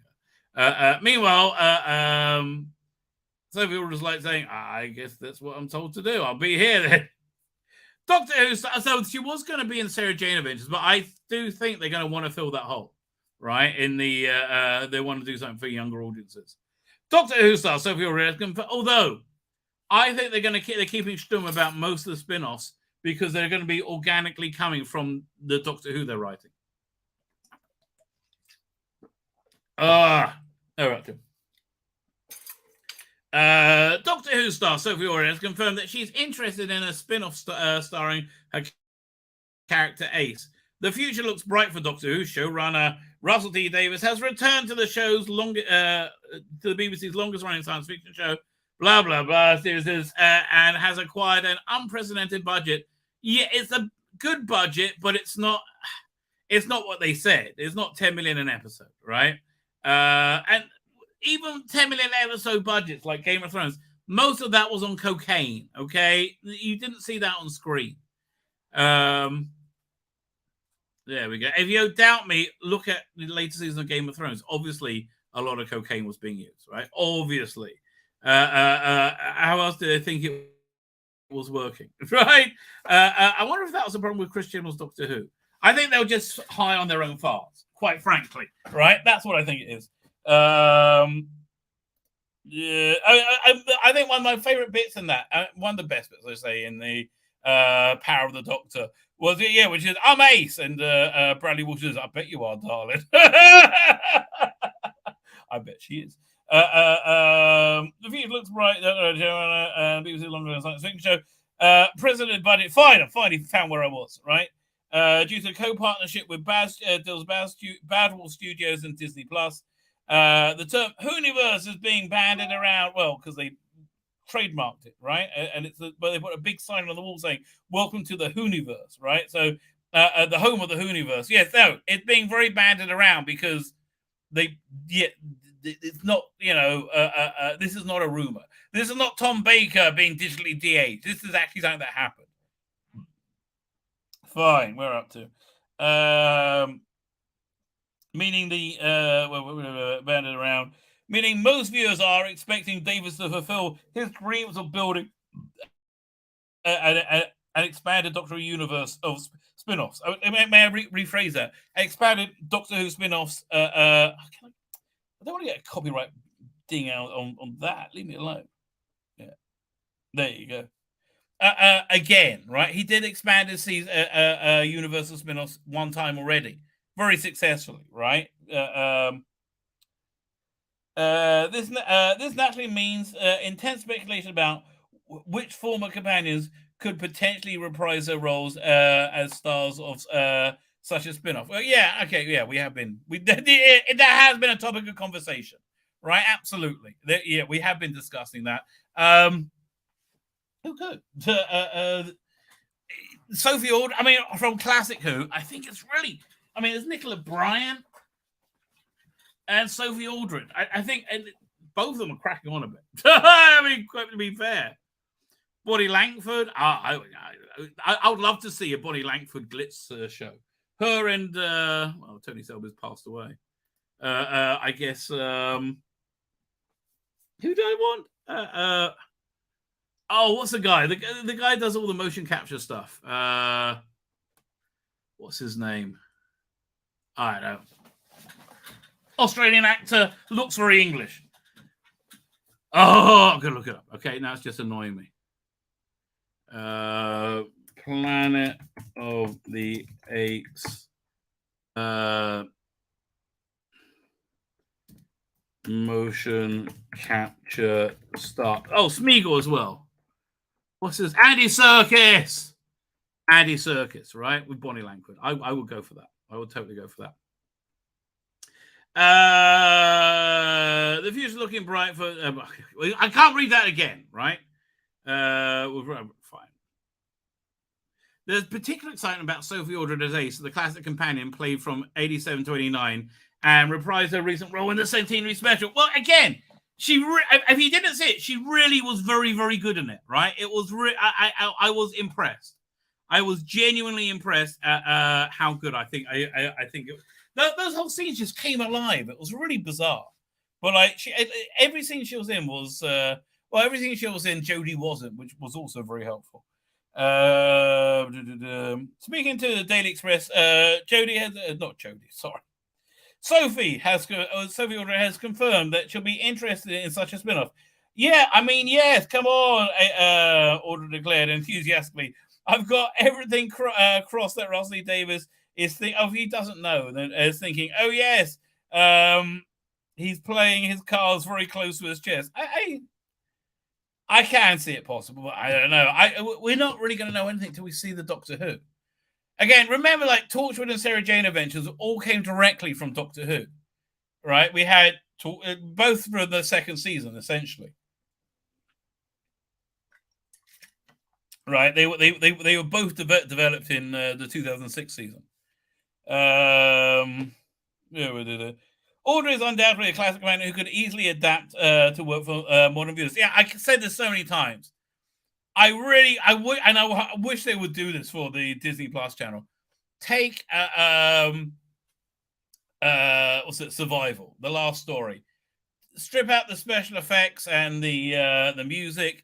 Re-edit it together into one movie-length thing, redo the special effects, redo the time. You'll have an awesome bit of TV movie, right? I think it would really, really work well, right? I think they could do that to a few of them. I mean, I would love to do Delta and the Bannerman, because that's just dire. But I really think that can be edited down into a reasonable 45-minute story, a 42-minute episode, right? I kind of, again, you're gonna need to redo the special effects extensively, especially with the kid. Oh god, that was awful, right? I think you just Matt another kid over it. It was so awful.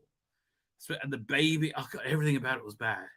Yeah, you would have to like really do something with that. I don't know what. What are we up to? The character Ace was of a trailblazer in Doctor Who. So yeah, look, Ace just segued perfectly into Rose, in my opinion. And again, if you did the what's that again, Survival, right? Read it. It would, it works exactly in the same universe with Rose. Oh, forgot about my coffee. Where are we up to? A companion who was as much as the star of the show as Sylvester McCoy's Seventh Doctor himself. I agree with that, right? Yeah, no, I do agree with that. Ace reinvented the role of the companion, a complex and evolving character. Well, her and Andrew Cartmel, right? A complex and evolving, distinct arc, a journey of self-discovery, and arguably set a precedent for most of the modern era companions. Well, no, I don't think so. Here's what I think happened. I think that Andrew Cartmel understood how to create a character, how to write, right?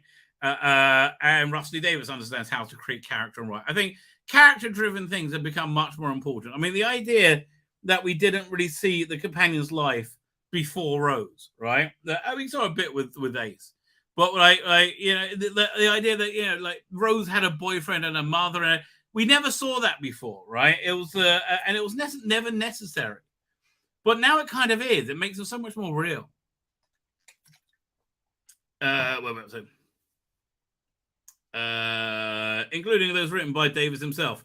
Her run was brought up to and Brock 10 when the BBC cancelled Doctor Who. She wasn't going to do another year. She was going to do maybe one or two. That was one more season max. I don't think she was carrying on, right? Still, Ace story continued in other mediums, meaning an entire generation of Whovians grew up alongside it. That's very true. Yeah, I mean, I think she look. Her audio stuff has been really good, right? Let me have a quick look. Hang on. We'll do a quick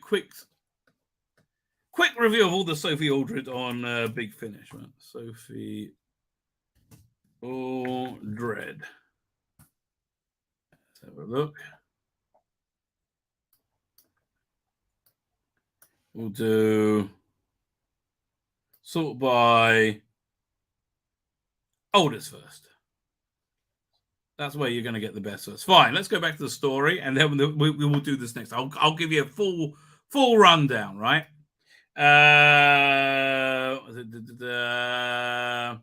Modern Doctor Who set up a fascinating status quo for Ace. Sensing her time with the Doctor was ending, Ace took advantage of the time travel to make some investments in the past, make some investments paid off.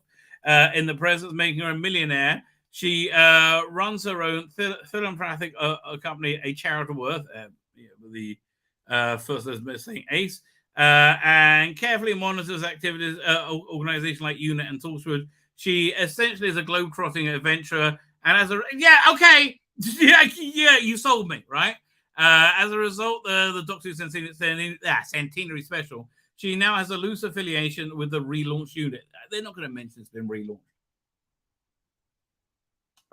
There have been rumors that Davies is considering a unit spin-off, and it's easy to... Oh, the only rumor that the solidest rumor is an anthology show with different monsters. It's easy to imagine Ace becoming an advisor of the Doctor's old friends, and would frequently... But I mean, honestly, I can see him bring him into the Big Finish unit range. God, that's boring. I do what you want. I'm not going to watch that. Davies is currently focused on season 14, blah, blah, blah. Fine, yes. We will look at the pictures from the shooting on season 14. Let's have a quick look at it. Go finish this up. Beyond the Sun. All these were good. This whole range was good. But man, 619. Fearmonger was such... Okay, this is all Ace exactly as she was on the screen. No development whatsoever. Fearmonger and the Genocide Machine. Both okay. It was a bit too like cookie cutter, Seventh Doctor, fight the power. Genocide Machine also I don't think was very good. This was great though. Shadow of the Scourge. This was 371. So this is set in the New Adventures universe with Bernie Summerfield, new Ace, who went off to fight in the Dalek Wars, and the Seventh Doctor. That was excellent. Okay, all this stuff, Dust Breeding is when they reintroduced the Master and Colditz. They're both solid stories, but again, very normative Ace. There's no real change to Ace right here. That started with the Rapture, right? The Rapture was like a dance, what was it called again? Like a house dance thing. I can't remember what it was called. There was a thing in the early 2000s. Let me see when this came out. 2002. Like there's something in like dance culture, party culture that I can't remember what it was. Rave. This was rare. Yeah, she got into like rave culture a bit in like Ibiza or somewhere. It is then she started to mature. Dark Flame wasn't very good. Also set in the New Adventures universe. Zagreus was a bold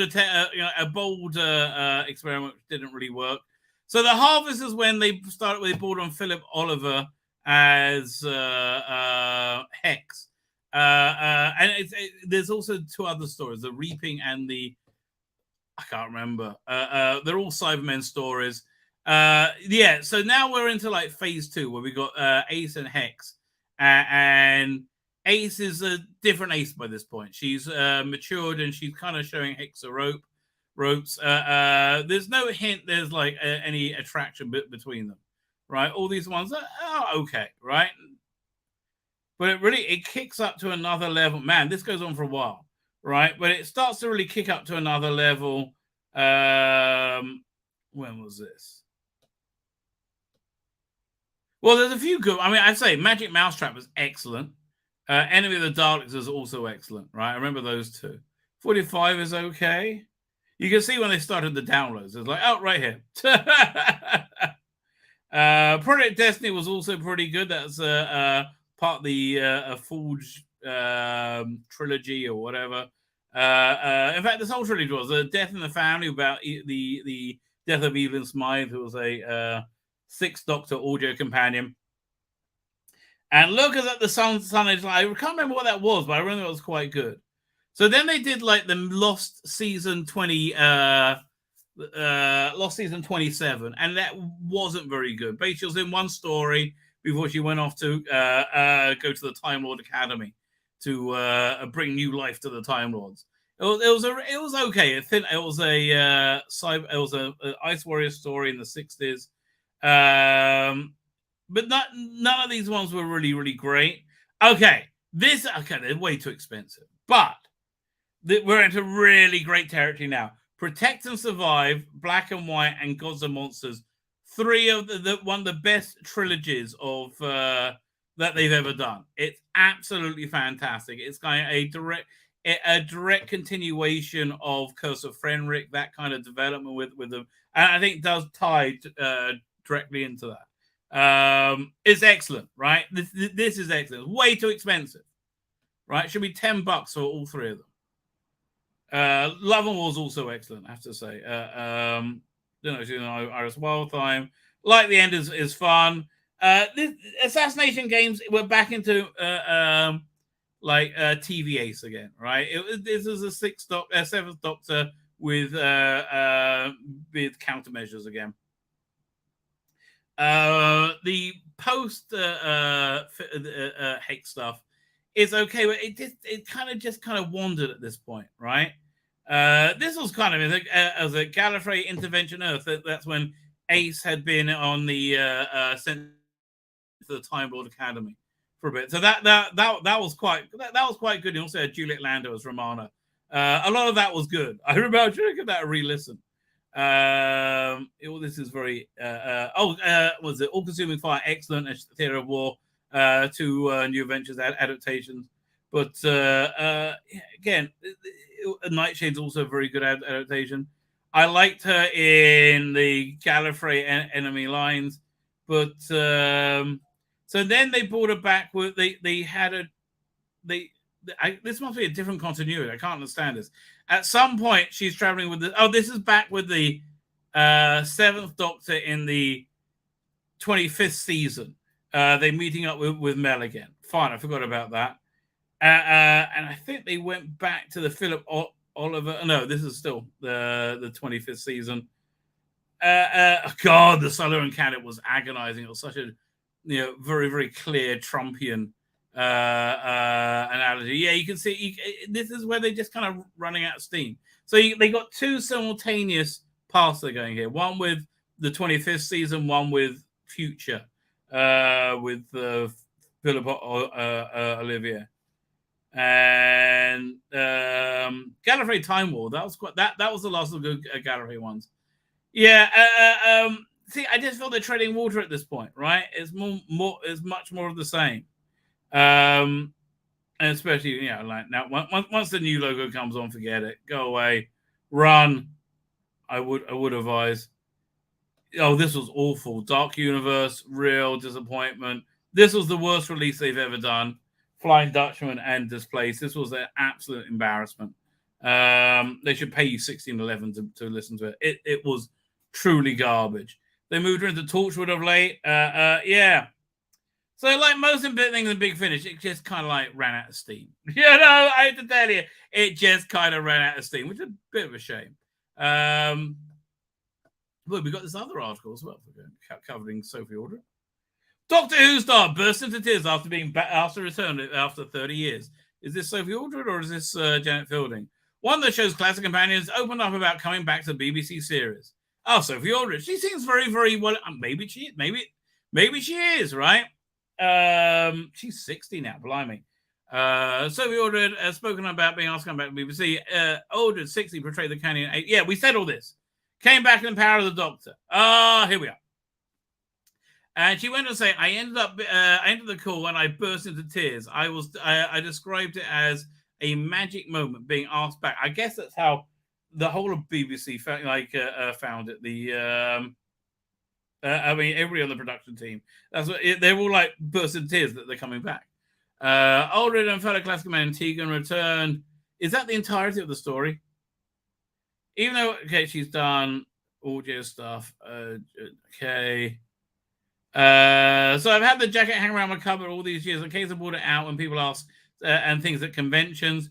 Working with Sylvester McCoy was an absolute dream. Obviously, we've worked together a lot intervening years, and I'm forever thankful to call him one of my best pals. Still. Yeah, their relationship was really, really evident on screen. Right, absolutely. I really, really like that. That's what the Silver Nemesis. It's the only good thing about Silver Nemesis. That picture. She said it was a really moving moment for the pair, reading lines together. I bet you it was. Right, I bet you it was. It was a very similar atmosphere. Well, the ratings were about the same.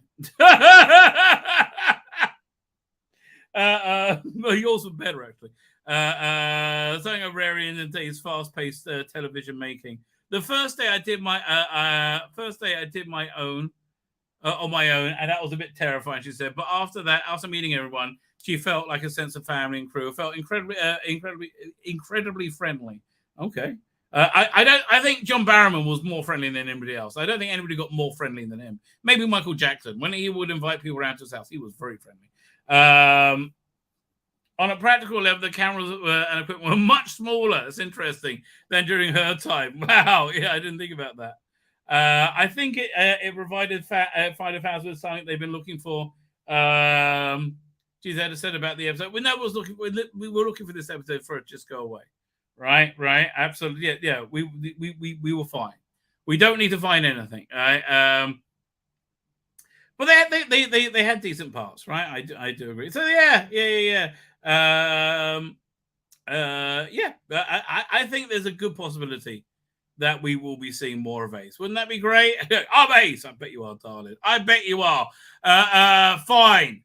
Let's have a look at Bounding Comics. Let's go out and see what's going on in the news. Refresh. Amber Heard. Man, I can't imagine anybody being able to see her. Oh, come back. Where'd you go? No. Twitter bans who? Okay, is this... I'm refreshing the page to make sure I'm up to date. Kevin Feige admits that if Marvel Studios doesn't entertain first, their social messaging will fall on deaf ears. Well, have you noticed that happening, morons? Have you not noticed that? Yeah, I haven't watched a Marvel movie in a bunch of them. I can't bring myself to go through it. They're all too bad. Bruce Timm explains what makes him cringe about Batman Master. It's fantastic. Batman Master of Phantasm is an absolute masterpiece. What don't you like about it?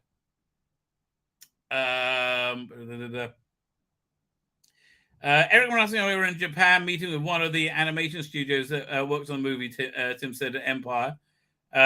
We got the word that the studio officially wanted to make a theatrical release while we were literally handing out storyboards to animators.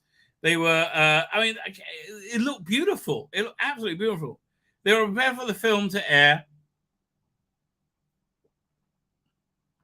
on TV as part of the series. So aspects of the aspect ratio.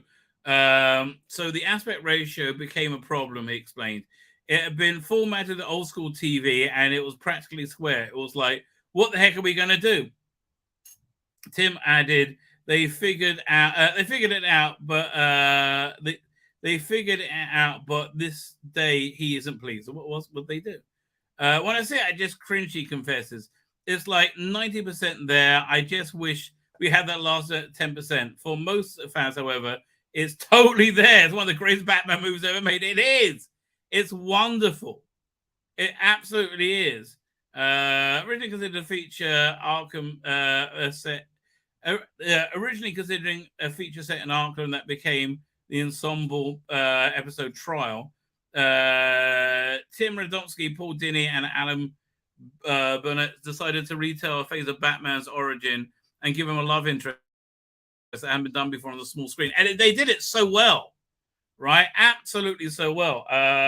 Released in 93, it raking just 5 million. The film didn't recoup its budget. Oh. However, it became a favorite and video was remastered for Blu-ray in 2017. Yes, it looks fantastic, right? Absolutely fantastic. It's something that so exceeds the test of time. This is great. This is great. Man, it's late. I didn't realize how long I've been going. Fine. Left go mad after Mark Hamill indirectly supports J.K. Rowling. They're insane. And I think the dam has burst, right? I think that Mark Hamill's doing it. It's fine. And this is absolutely fantastic, right? If this is the story I'm thinking, I don't know who India Willoughby is, but boy, she seems like a mate.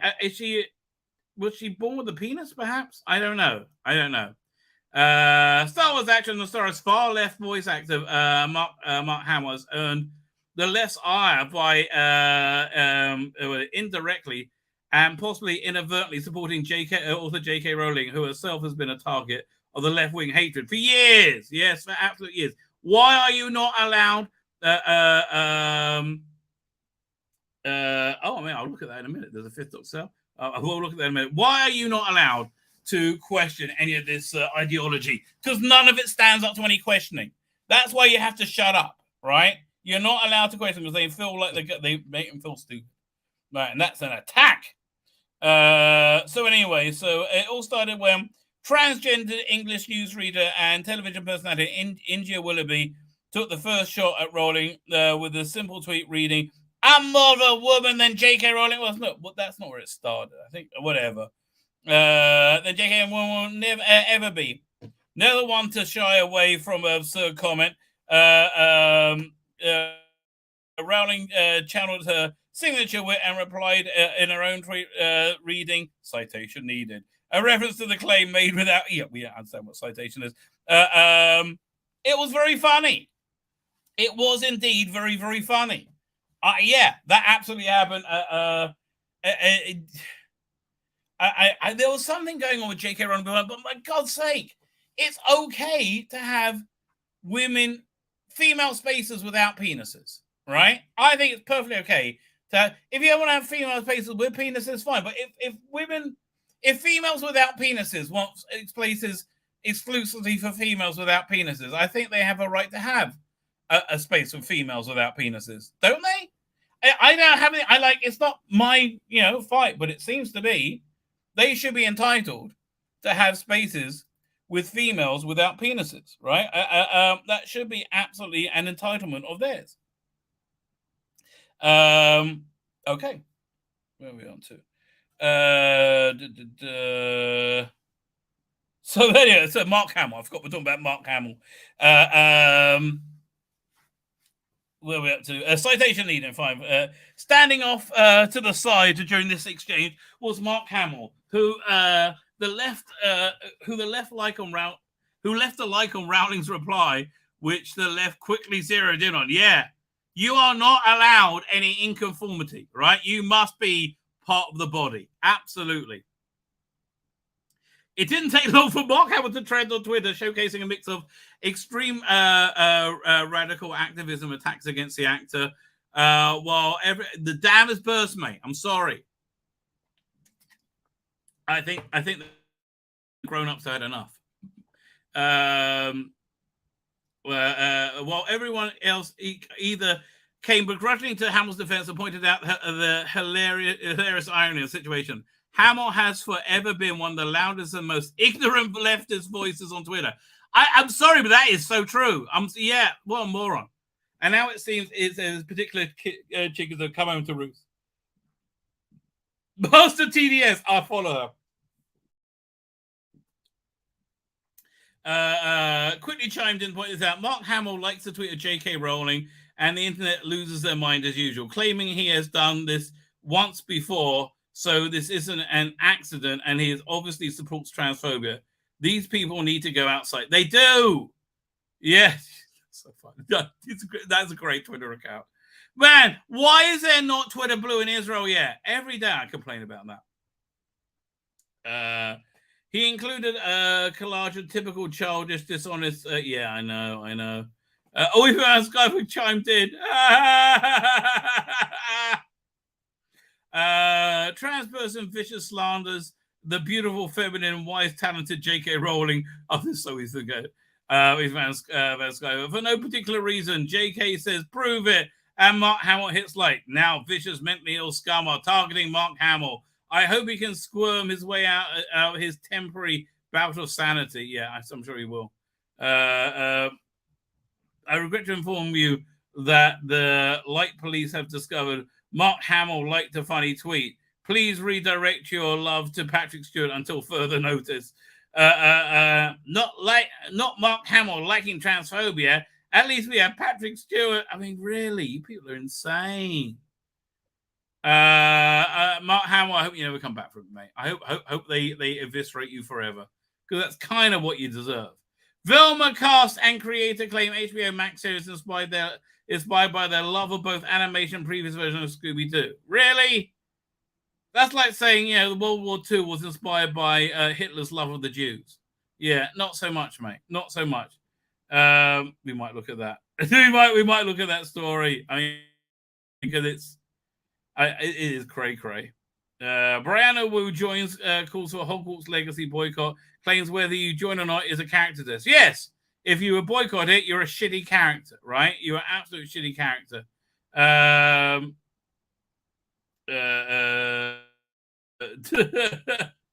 Somebody got screwed over with The Last of Us adaptation not getting credited. Interview. The critical drinker tops woke Hollywood with his own novels and movies. Oh, I should have a look. I have no idea. Fine. Let's go look at this story, because I do think it's funny. Velma cast and crew claim HBO Max series inspired by their love of both animation and previous Scooby-Doo cartoons. How? Again, it's like Hitler saying I was inspired by my love of Jews. How? I'm just going to what they're saying. They're being interviewed with TV Insider. Met at the interview's onset with the most embarrassing gushing praise from TV Insider's Damien Holbrook. Oh, that guy is a complete douchebag, I believe. Yeah, yes. An absolute douchebag. Over how joke-packed he found the episode of Velma. The series stars Mindy Kaling. I think that's something that we really loved about animated shows. That has lots of jokes. Charlie and I are such huge fans, said the actress. Then why take a shit on it? What's so you've really killed this character, Velma. I don't know. She's such a miserable cunt in this show. And you're like, yeah, I mean, look at her expression. And like, man, what they do to Shag? And like, this whole thing is so stupid. I can't wait for 20 years from now when we can look back and go, the hell. Those people were complete dicks. This is going to be so much more embarrassing than bell bottoms, right? What's so impressive about this series creator and regular Kaling collaborator Charlie Grandy and his staff is that they do a show that's funny but also has a real mystery. No one cares. There's a serial murder in the show. It's really impressive to pack it into. No one cares, Mindy. Nobody cares. Oh. From there, Holbrook raised the topic of the series of race-swapping Velma from Indian to white, to which Kaling, who herself promoted the show by boasting it's about an orange-sweated sleuth's new heritage, dismissed it as, it's interesting, her identity is part of what people have been talking about before they've seen the show. It's not a big part of her. Well, you made a big part. And again, you could have been Velma's daughter, right? You could have been Velma's daughter. And everything would have worked. You could have done exactly the same show without like putting your ideology on as a glove, right? And putting on this show as a glove around your ideology, right? You could have just done that, but no, because I just think you're dumb, frankly. This character, she's so iconic that your character is nothing like her, right? Nothing like her at all. The original series is so amazing. We have a really diverse cast. Who cares how diverse they are? How is that? How is that a metric or good or bad? But it's not. It's not a show that hinged on their identity. Their casting hinged on their identity, obviously. Right? I know there's nothing intrinsically Indian about Velma. There's nothing intrinsically black about Shaggy or Norton or whatever you're calling him. Granny himself tried to claim it was a dream to work on a classic IP because Scooby-Doo, because it's a fun origin story that I know that. So we all know where it started. So it's about okay. Can we? No, it's awful. It's really not. It's really awful. Then in terms of just sort of the mystery, I wanted a season-long mystery. No, here's what you wanted. You wanted not to have to tell a story with a beginning, middle, and end each week, right? You didn't want to have to do that work because you're a lazy cunt, right? That's exactly what went down. And you're dressing up your laziness and your lack of ability as some kind of creative choice. No, you're a lazy cunt, right? And you can't do the work you're being paid to do. Disgusting. It really is. The creator. That's the fun, the tension of it. The characters all stem from this original idea. They're all comfortable with each other. They're in a van all the time. They don't really bicker. So it's like, how do you get that to be that comfortable with people? We have you have to go through a lot of shit to get to that point. No, you could just be no. So it's a fun. It's fun to show what that is. No, okay. What weird life do you live? Right? It is awful. Oh, of course they're going to kiss each other. Ask next whether the script's overloaded pop culture references and supposed jokes they were just a result of writing them on Cunning's own comedy stylings. The actors admitted, I did zero improvisation. Really? What a shock. The scripts are tightly scripted. I didn't need it. Okay. What I love about the character is that her razor-sharp feminist observations about being a young woman. Because we saw that all the time, right? We saw that all the time about being a young woman in a way that I wish I could have been, or said that thing, or encapsulated. No, look how miserable this woman is. How absolutely miserable they're presenting her life to be. She's angry. She's miserable. Oh, God. The thing, or encapsulate that moment like she did, or Daphne did, or some other female characters Kaling opine, but it's all Charlie. It's all Charlie and the staff. Okay, offering his own thoughts on stepping into the shoes of such an iconic character, Shaggy Norville. Shaggy Norville. Voice actor Sam Richardson recalled. I just love Scooby-Doo. This is nothing to do with it. You might as well say I love Captain Caveman. It's as close to that. I love the characters. I grew up watching them. I know fans I love to have problems with things. No, we like to enjoy things. We like to enjoy things. That's what, and we don't really enjoy things when the things we enjoy are having a shit taken on them by arseholes like you. So I was excited. I know fans love, so I was excited to get into that realm of fucking off lots of people. He had a reference. He was playing a sober black Shaggy. Yeah, that's so much fun, right? Because look, every image we see of this character, she's snarling and angry. She's living a miserable life.